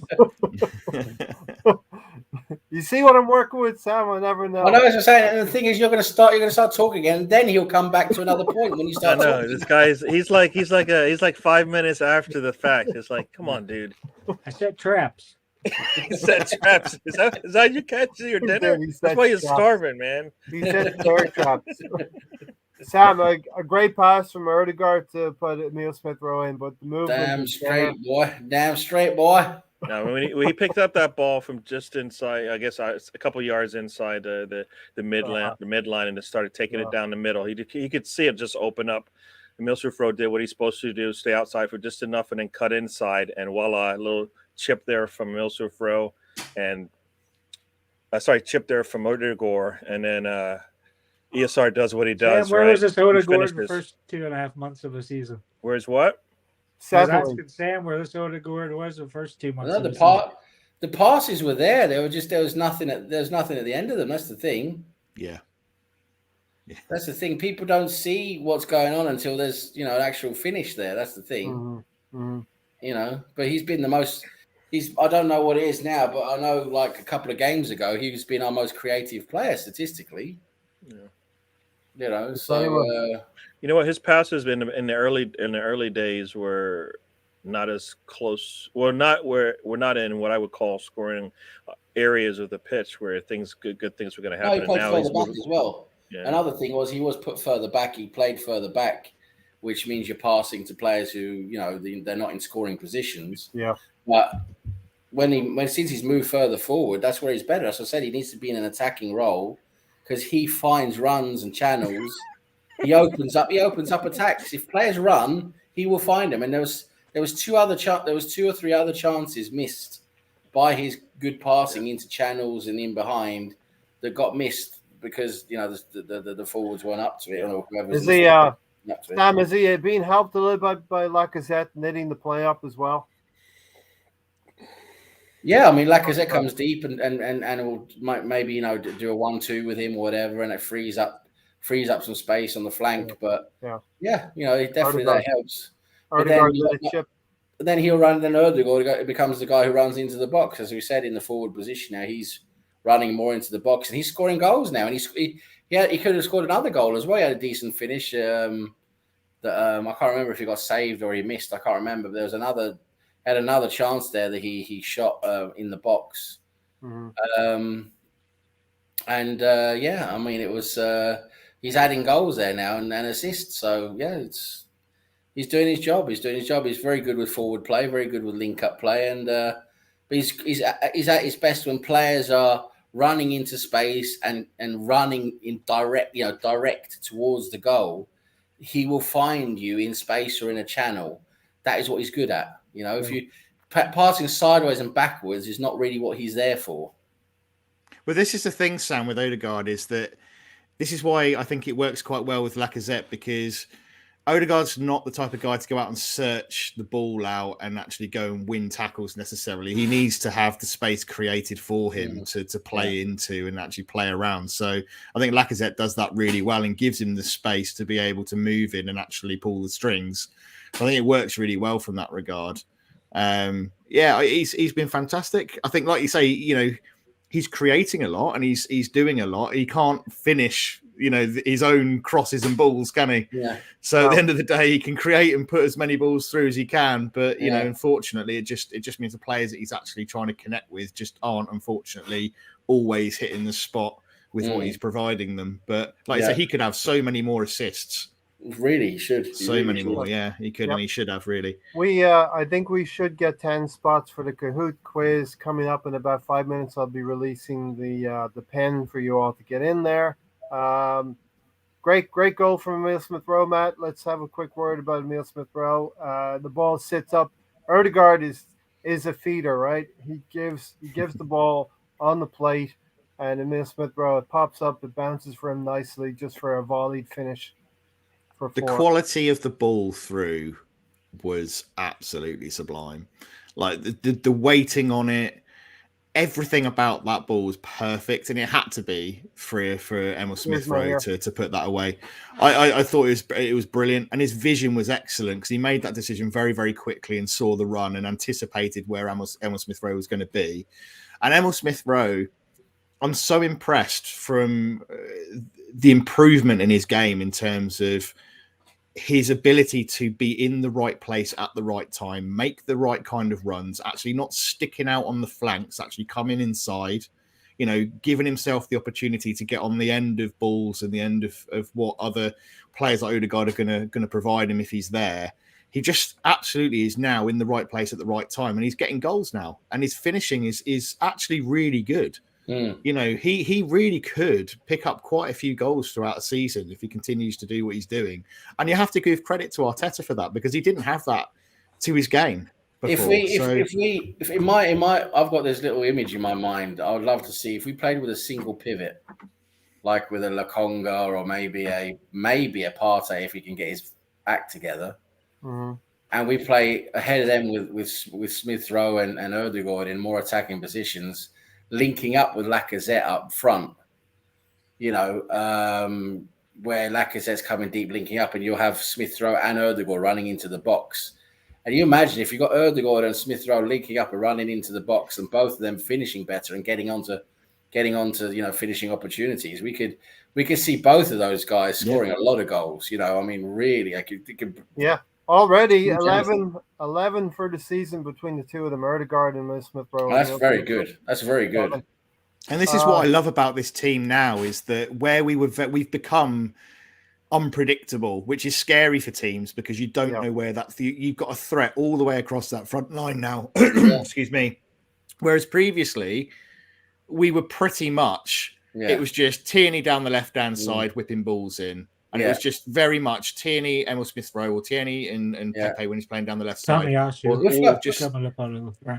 We forgot to mention Tierney. He had a couple of good chances as well. Tierney, he should have. And he had that right-footed shot very early on as well, which reminded me of that Sheffield United game last January as well.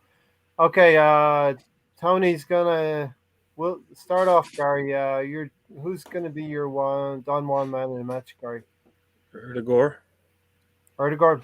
Yeah, I think it was. You could look at it. You know what? Actually, no. When I was, I had a couple. So Odegaard and Martinelli for me were. What was that face for? You said no to Odegaard. When I can't say no to Odegaard, because you know what, in the last match I didn't give it to Martinelli, and then he came back and did what he did today. So if I pull it away from Martinelli in the last match and he comes back and he does that in this one, then I'm like, no, you're right. Martinelli scored 2 goals. You're right. He deserves it. So no, but Odegaard, like you said, you've been waiting, you've been expecting this from him for a while now, and we're seeing it now in the last. Whatever 5 or 6 matches is starting to come on, and it's looking good every time we see him. Who? Buendia who? Yeah, Madison.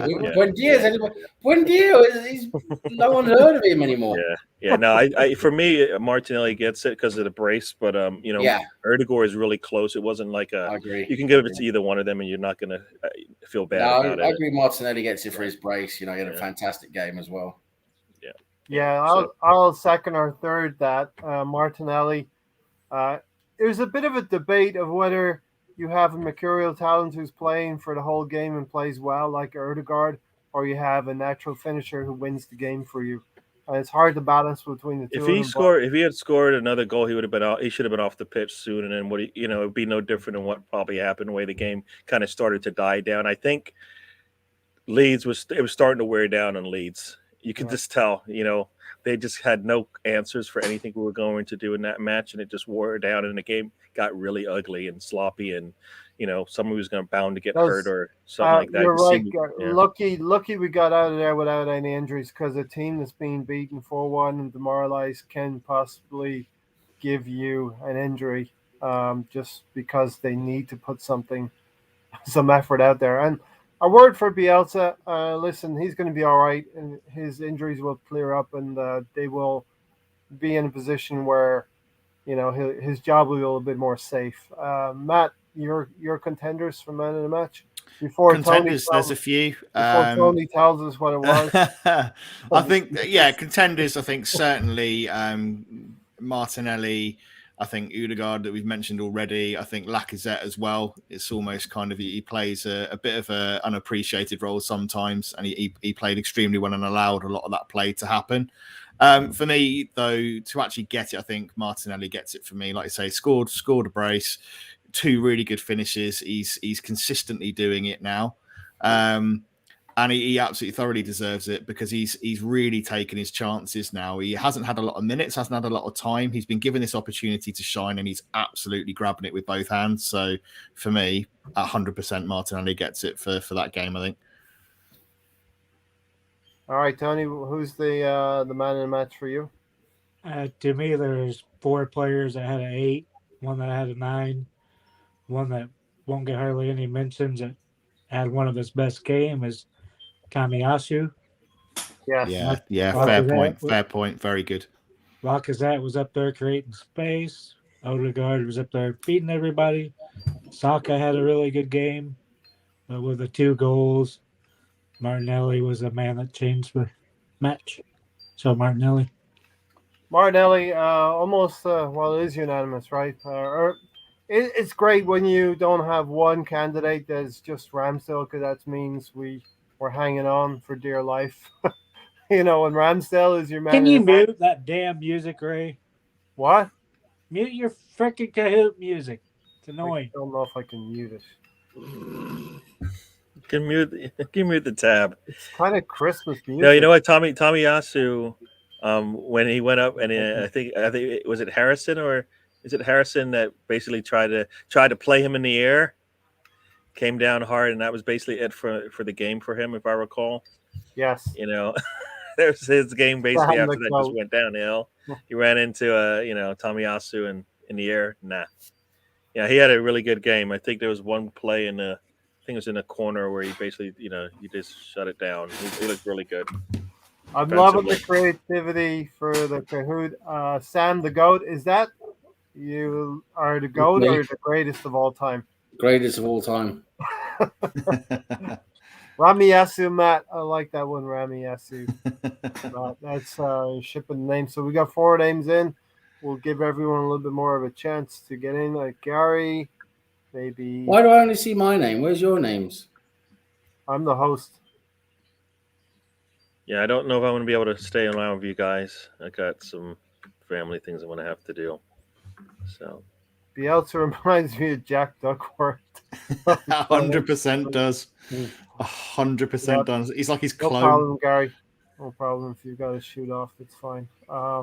We'll round out with this game, and then we'll have a little bit of a chat about Tuesday. And Tony will. So, Tony, man in the match was Martinelli, and, generational talent. Let me take some of these things off and see. Please consider donating for Tony as well if you're new around here.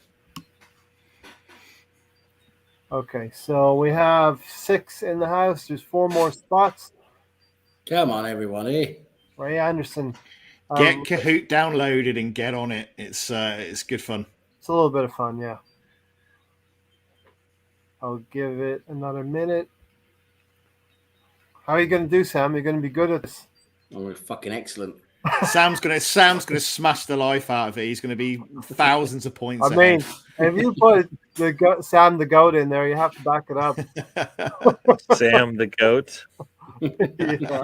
Yeah. So are you guys playing right now? Yes.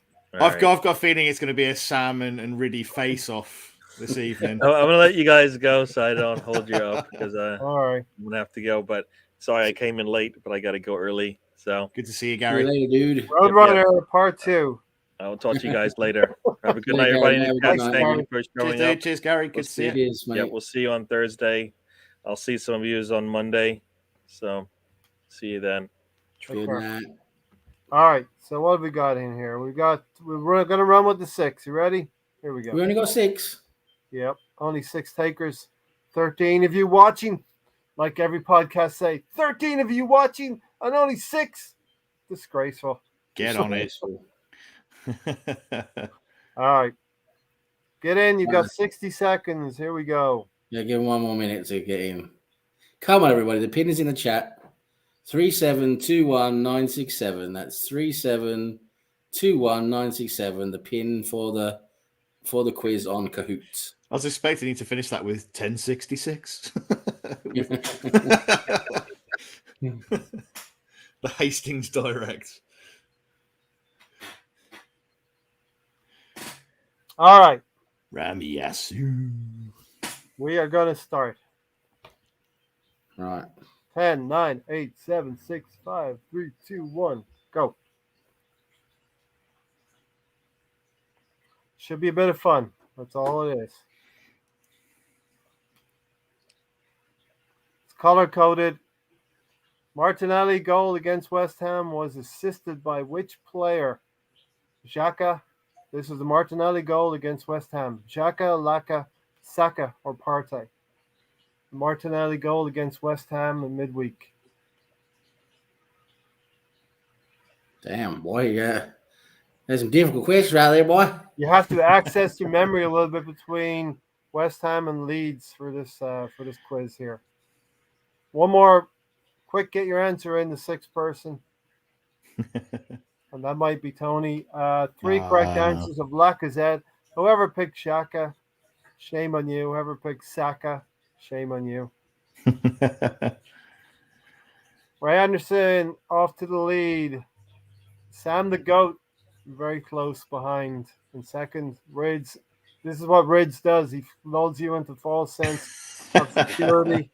Russ, come on, Russ and Tony. And the sixth person, you didn't get your answer in. Which West Ham player was sent off in that game? Dawson, Sufal, Suchek, or Drop? But I meant to say Diop. Who was sent off for West Ham? Dawson, Sufal, Suchek, or Diop? 4 answers. The last 2 people get it in quick. I think somebody dropped out of this game. There was 6 people. 3 correct answers for Sufal, 2 incorrect for Suchek. Didn't you guys see the game on West Ham? Sam, is the GOAT is in the lead. You've got a pretty good lead now, Sam. I think Rids is just playing with the rest of you here. Ramiyasu third, Ray Anderson in second place. Russ, come on, Russ. Any words of advice for Russ? Third question, what team is former manager Emery now with? Sevilla, Real Betis, Villarreal, or Real Sociedad? What team is our former manager Emery now with? Good evening. Good evening. 6 correct Good evening. Tony, where were you, Tony?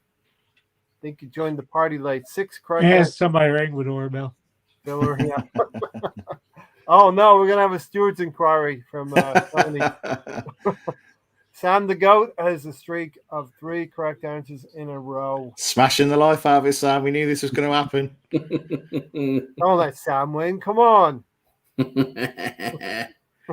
He's backing it up though. Who assisted Emile Smith-Rowe for the winning goal versus West Ham? Who assisted Emile Smith-Rowe?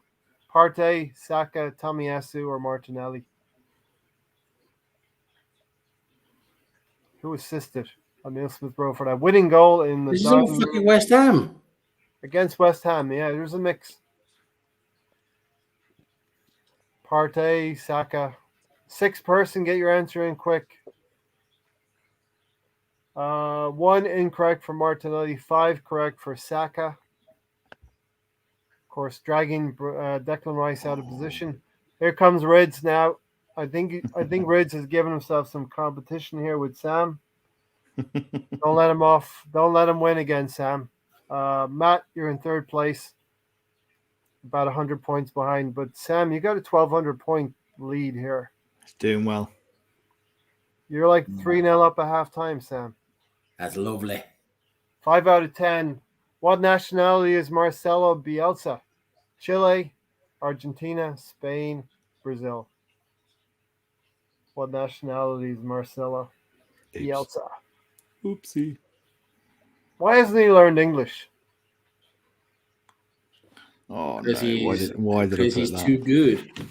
That part of his mysticism to not learn English. 4 correct answers of Argentina, 2 incorrect for Chile.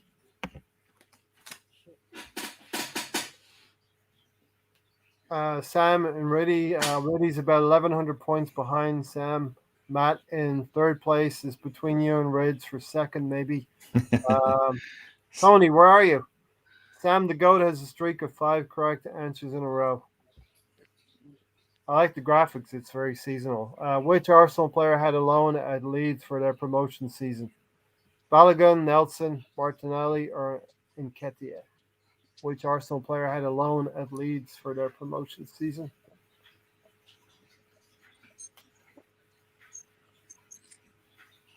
I like the memes. 6 correct ones of Eddie and Nketiah. I scored a few goals for them, actually. Sam has kept his lead close to 1,200. Rids. 1,200 points. Rids. It's very close between Matt and Rids. Has he gone above you now, Matt?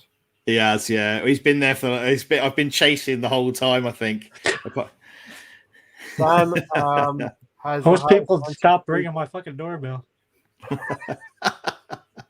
Oh, we're gonna hear about this now. It's the doorbell. 7 of 10. Who provided the assist for Martinelli's second goal? Partey, Xhaka, Lacazette, or Odegaard? Who provided that wonderful assist for Martinelli's wonderful finish through the middle? 4 correct answers, Granit Xhaka. 1 incorrect for Lacazette. 1 incorrect for Odegaard. I don't want to give Zaka any credit. Come on. Sam, you dropped that one. I dropped that one. You're giving Reds hope. There's about 400 points between you and Reds. Oh, Matt has to be in that conversation as well. There's about 20 points between Matt and Reds. Ray Anderson. So close.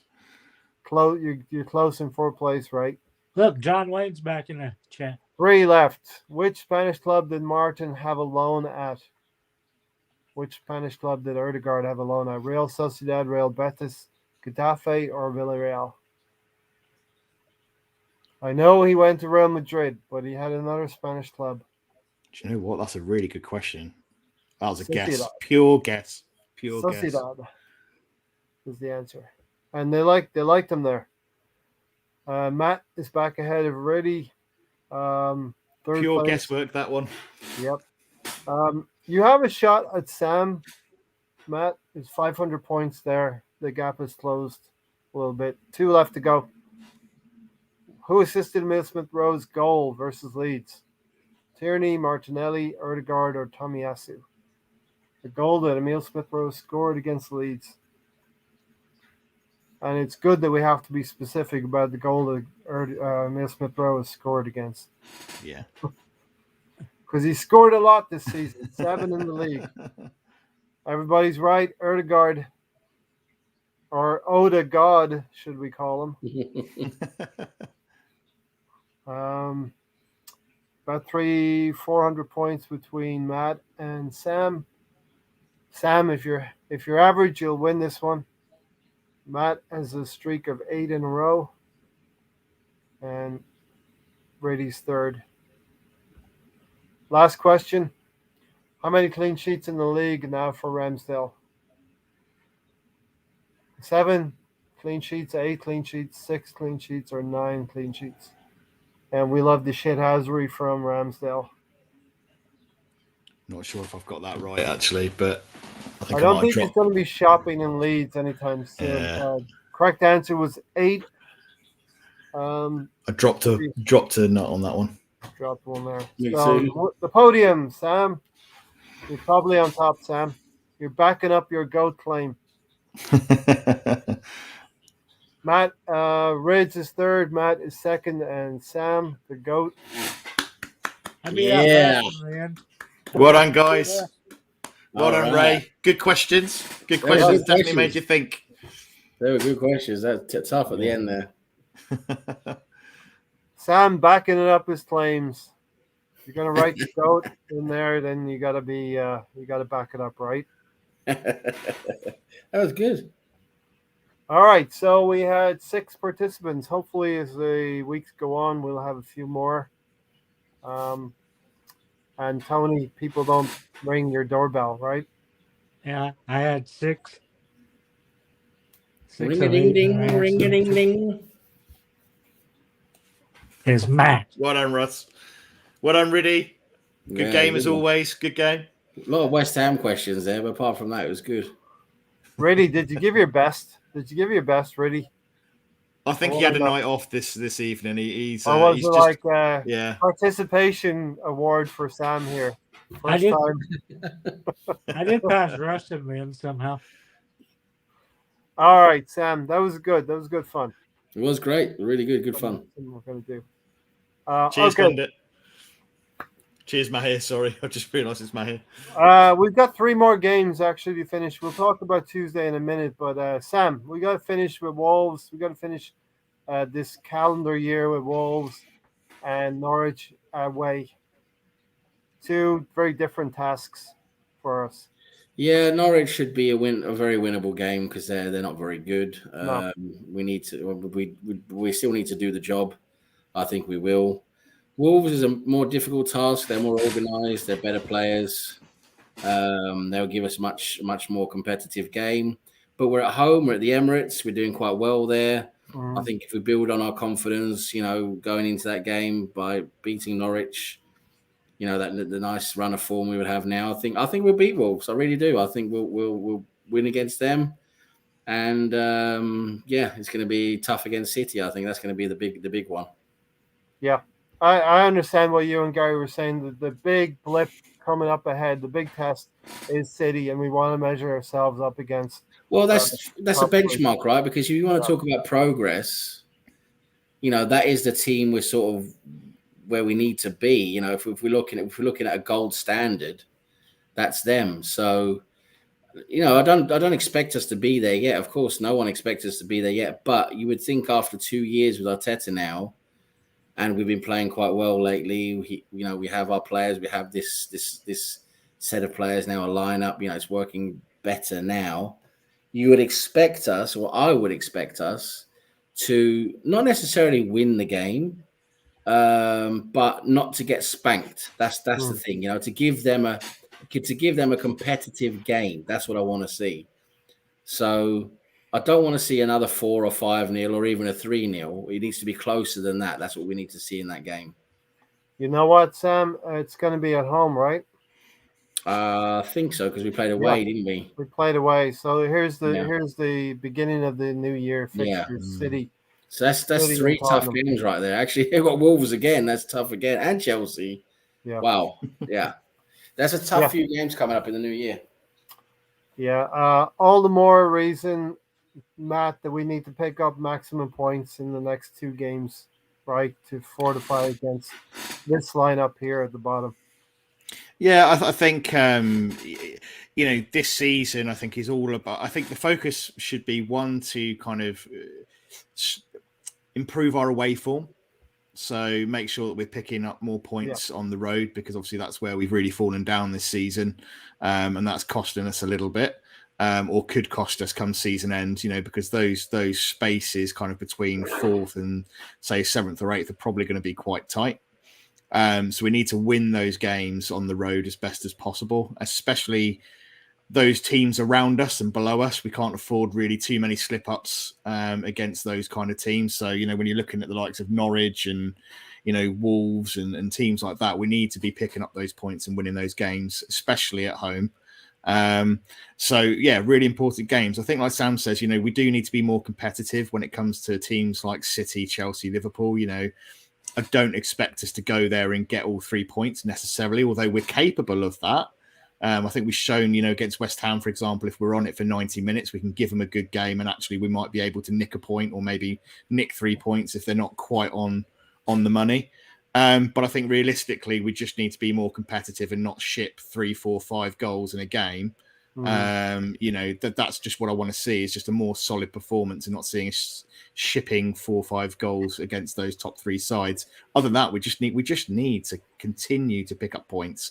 And really push for that kind of top 6. And if we can get top 4 at the end of the season, do you know what? I would be absolutely over the moon with that. If we hit top 6, I'd be happy with that. But that's where we should be expecting to hit. Top 6, that's where I'd expect us to want to be. If we go anything beyond that and we hit 5th or 4th, I'd be over the moon. Bonus. Yeah, definitely. Whenever you said ship, I hear another word. That's just me. Concede, Used to me cussing concede, all the time, concede. Ship my pants. Bonus. But I think with Wolves, it's going to be a Norwich. Absolutely should be beating them. Yeah. I think Wolves will be a difficult game, although it's at home. Given I think looking at their results this season, they've actually not done badly against the likes of City and Chelsea. You know, I think they drew 0-0 with Chelsea and lost 1-0. You know, so they're not doing too badly against good sides this season, I don't think, in the last few outings anyway. So it's not going to be a pushover, that game. By the way, I've given all of you your points. So you've closed the gap on me a little bit here. Gary, Didn't they get more points than that?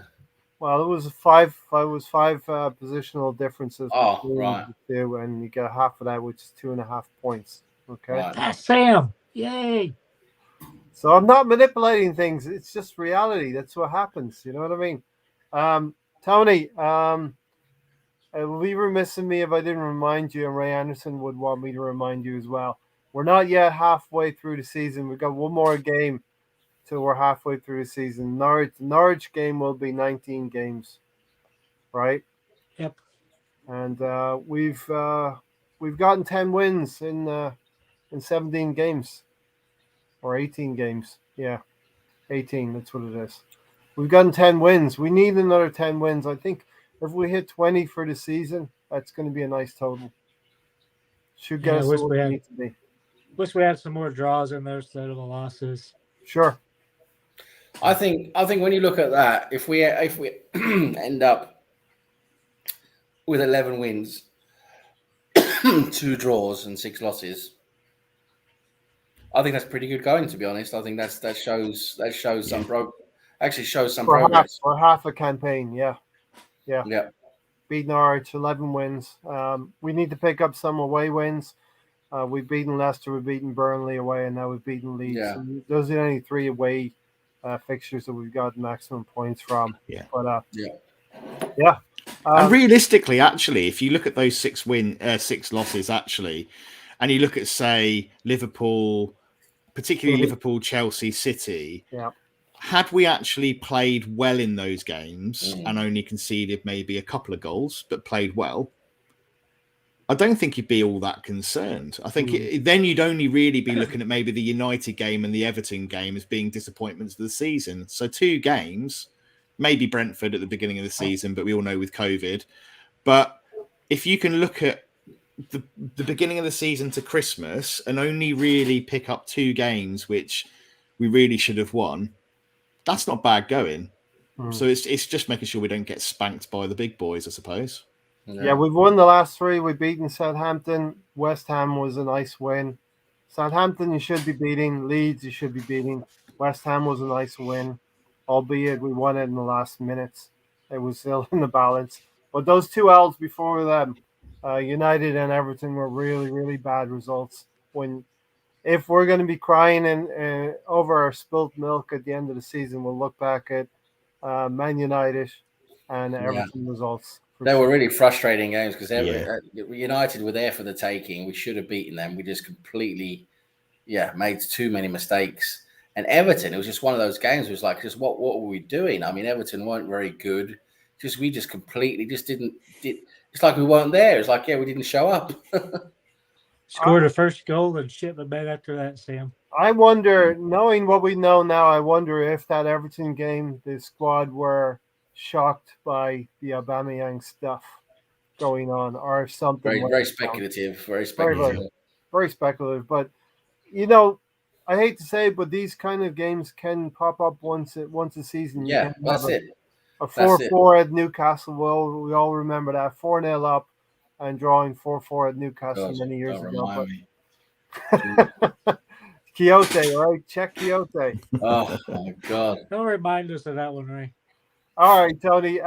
We'll talk about we have a quarterfinal against Sunderland, and we got a favorable draw, Tony. So you think that Arteta's going to go strong? I think it's going to be quite a heavily rotated team, but I think Arteta will do something in between. think it'd be stronger than you think it will be for me. None of the cup games so far we've filled at a weak team, so why would we start now? Yeah, I think so. I think we'll see what we saw in the previous rounds of the League Cup, where we're going to have as strong a team we can, where only there'll be maybe one or two adjustments in terms of maybe resting players we think might be, have a niggling something or close to being something niggling. But I think we'll field as close a strong team as many of the first team players we can. I think we will do that, which would be great because that Sunderland manager was a bit of a prick, wasn't he? So I'd love to hopefully smash him on Tuesday. It'd be great. Who's their manager now? I can't remember his manager. But he said Arsenal. He said he wanted one of the big boys, and that wasn't Arsenal. Yeah. Hey, yeah. He said we want to be a test for him. So Ray Anderson said, "You realize Arsenal this season haven't won 4 games in a row, and when you put graphics up like this, Ray, you do realize that we've strung 3 in a row, but Norwich we have to win, and Wolves would be a nice one to get as well next week." But Sam, what do you think about Tuesday? Well, it should be a formality, but we're probably going to see Eddie and Kedia, Pepe. Oh my god! Yeah, we're gonna see him up front try and fucking do something. My God! I don't think we'll see Pepe. You don't think Pepe will play? No, I think he's going to field as strong a team as possible. I really do. Smith Rowe's only been getting on the bench, so I think he gets a start. I think you get Tavares instead of Tierney. Who do you play in that right wing spot? Then Saka's not going to play. No, you'll probably see, maybe he'll move Erdegaard over there, or maybe he'll maybe Smith Rowe. I was to say probably more likely to see Smith Rowe than I think Odegaard. Yeah, and then obviously play Martinelli, possibly down the left, and Lacazette up top potentially. Yeah, Lacazette or Nketiah maybe. Or Nketiah, yeah. Which I don't want to see. Should be a game of wins. Well, Sunderland, we should be beating them quite comfortably, really. They're League One, a good team. I think they're third or fourth in League One. They've won 13 games, lost 5, and drawn a few. They're doing well in their league, but it is 2 leagues below us. Are we playing home or away? I can't remember. Home. Yeah, I mean, Emirates against them, we should be beating them quite comprehensively. But yeah, even with Eddie and Kedia, Elneny, Cedric, Chambers. Oh, don't talk about Kolasinac. Kolasinac might even play. You're right, man. No, we have Tavares. Tavares will start. I think Tavares will get a nod ahead of Tierney, and we'll. Leno will probably play, Matt. Yeah, probably give Leno a game. Yeah. I mean, why not? Yeah. Good goalkeeper, a bit of rotation, But then I suppose, does it impact on keepers that much throughout the season? Not sure, but maybe it could happen. Maybe against Sunderland, since it's quite a weak team. Maybe he will rest a few more players, maybe, but in previous League Cup games this season, he hasn't. We've fielded strong teams. That was before we were playing every 3 days. So maybe there's a rotation. Yeah, maybe he has to now because of the Christmas period coming up. Now potentially we could play more games. Needless to say, we get the win, Sam. Yeah, even with a weakened side, we should be beating Sunderland. They're League One. They're nowhere near the quality we are. So we should be beating them. Really, no matter who we field out there. To be honest. Elneny and it'll probably be Elneny and Maitland-Niles. I wouldn't mind seeing them, to be honest. Yeah. And of course, a quick word, Matt. Sambi has tested positive, so hopefully, from yesterday's game, he was not available. Yeah. Hopefully, the protocols in place will minimize any effects at our football club, especially. I hope so. I think we've been bitten. I'm hoping that, obviously, beginning of the season, we had kind of outbreaks, didn't we? And I think prior to the Brentford game, I think we had a few odd cases here and there around that time. So I'd like to think that, as a club, we'd be quick to jump on that and we'd have very clear protocols in place, as most Premier League clubs should have, as big organisations, you'd think there'd be a very clear process in place to minimise any risk to other players. So I'd imagine it's probably well contained. I think there was another player, wasn't there? I think it was it Mari potentially? I think there was another player. Pablo. I think it was. I'm sure it was either Cedric Suarez or Mari. I'm sure one of the two. I think there were question marks over as well as to whether he tested positive. But I'm not sure. I mean, we'll have to wait and see, but it doesn't sound like there's anybody else that's kind of tested positive at this stage. So hopefully, fingers crossed, it's just a couple.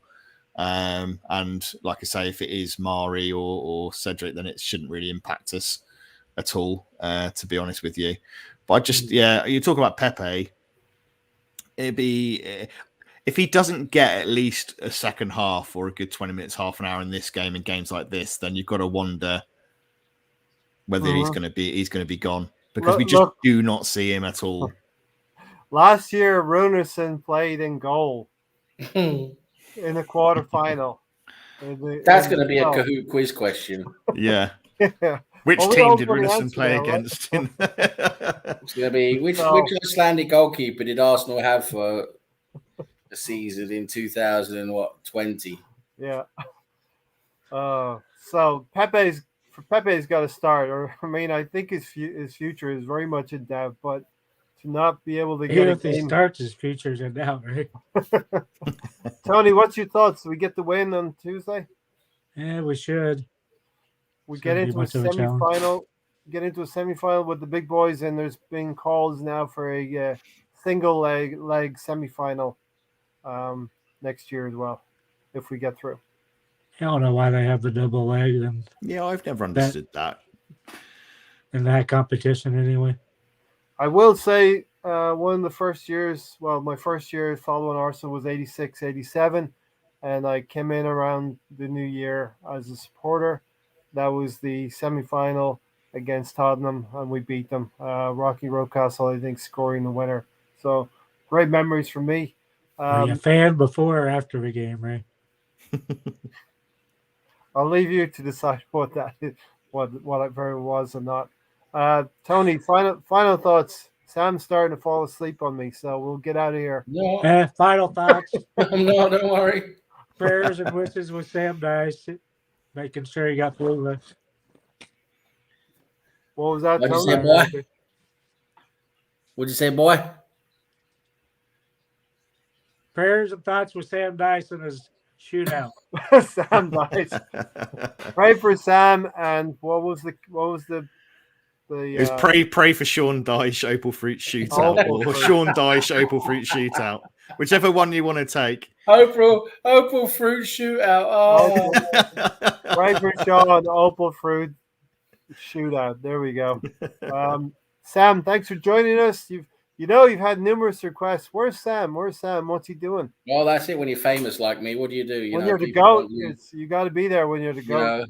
You got to show up by popular demand, But no, of course, it's great to see everyone in the chat. They're great. It's the same guys who pop in and follow us all the time. It's fantastic. It's really good to see them. They're a really great bunch of lads. And I had opportunity and time tonight to jump on. It's been really good because normally you guys are in the middle of the night, my time, which isn't very suitable anymore for me, unfortunately, with the way I work and everything. But Sundays, now and again, I definitely think I can still jump on. And it's been great. It's been really good. We had a good time, good discussion.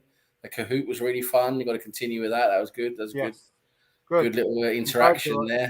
Glad you enjoyed it. And just want to say thanks for having me on, and thanks everyone in the chat, and hope everyone stays safe and has a fantastic Christmas, Merry New Year, and don't spend too much on all the busty virgins. And if you need one, Sam's probably got a few in the. I've got a few. Don't worry, I've got enough to go around. He shares. I might have to get one out of my castle in Transylvania, but we'll sort it out. Sam, you won the Audi Cup tonight. Good stuff. Audi Cup? What are you talking about? The Kahoot trophy. Oh, our cup. Yes. Yeah. Yes, I'm expecting a prize in the post. You have as many trophies in the cabinet as Spurs now. Yeah, I won more than Spurs. Harry Kane scored, but Harry Kane should have been sent off as well. He Yeah. actually really scored as well in not getting sent off. And you got to watch the interview afterwards. He's completely oblivious to. Oh yeah, no, there's nothing to worry about here. Matt, you get the final word today.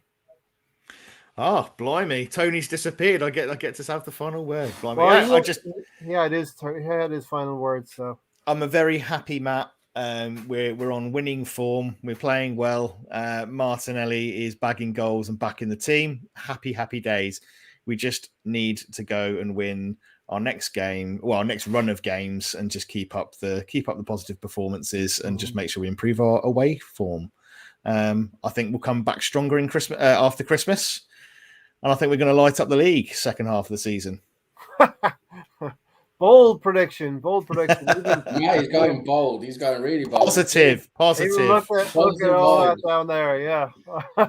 Yeah. We're the type of podcast we'll remember those sort of comments, right, Sam? Yeah, I mean, I see those first 5 games there, and yeah, they're going to be tough. Yeah. But listen, definitely got to say though, happy Christmas to everybody, because I didn't actually say that, and I wanted to. Happy Christmas and happy New Year, and enjoy yourselves. Eat loads of mince pies. We'll probably be back Boxing Day, right? That's the 26th, I think. Yeah, we played Norwich, a nice one to enjoy after Christmas. So, if there's any football, because tomorrow we find out as Matt pointed out from the comments earlier, tomorrow the Premier League are meeting for an extra special meeting tomorrow, so we'll see what the outcome of that is. Right, Russ being optimistic here, the season will be cancelled. Hope not. If they do, if they cancel the season, then freeze it right there. I was going to say, as long as we get to keep the 4th place, that'd be fine. I'll be all right with that. Yeah. Good to see you, Dave, in here. Top 4 for you guys. Hopefully, we'll keep pushing. If we get anywhere between 4th and 6th, I mean, we'll see what happens. I'm not going to predict anything too much. One other thing, we like David Moyes said at the weekend, they were in 4th place and they have to look up to 3rd place now. We need to look up to 3rd place. And Chelsea are slipping up, you know. Chelsea are slipping up, so we can catch them up potentially.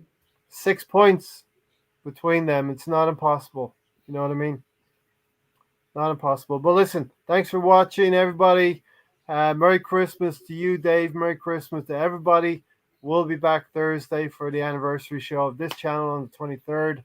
And we'll talk to you on the other side of Christmas if it's a weekend, okay? Take care, everyone. Thanks for joining Sam, Matt, Tony, Gary, and Mahir, and Sean Dyke as well. What a star-studded crew. Take care, everyone. We are 4th. Let's keep it.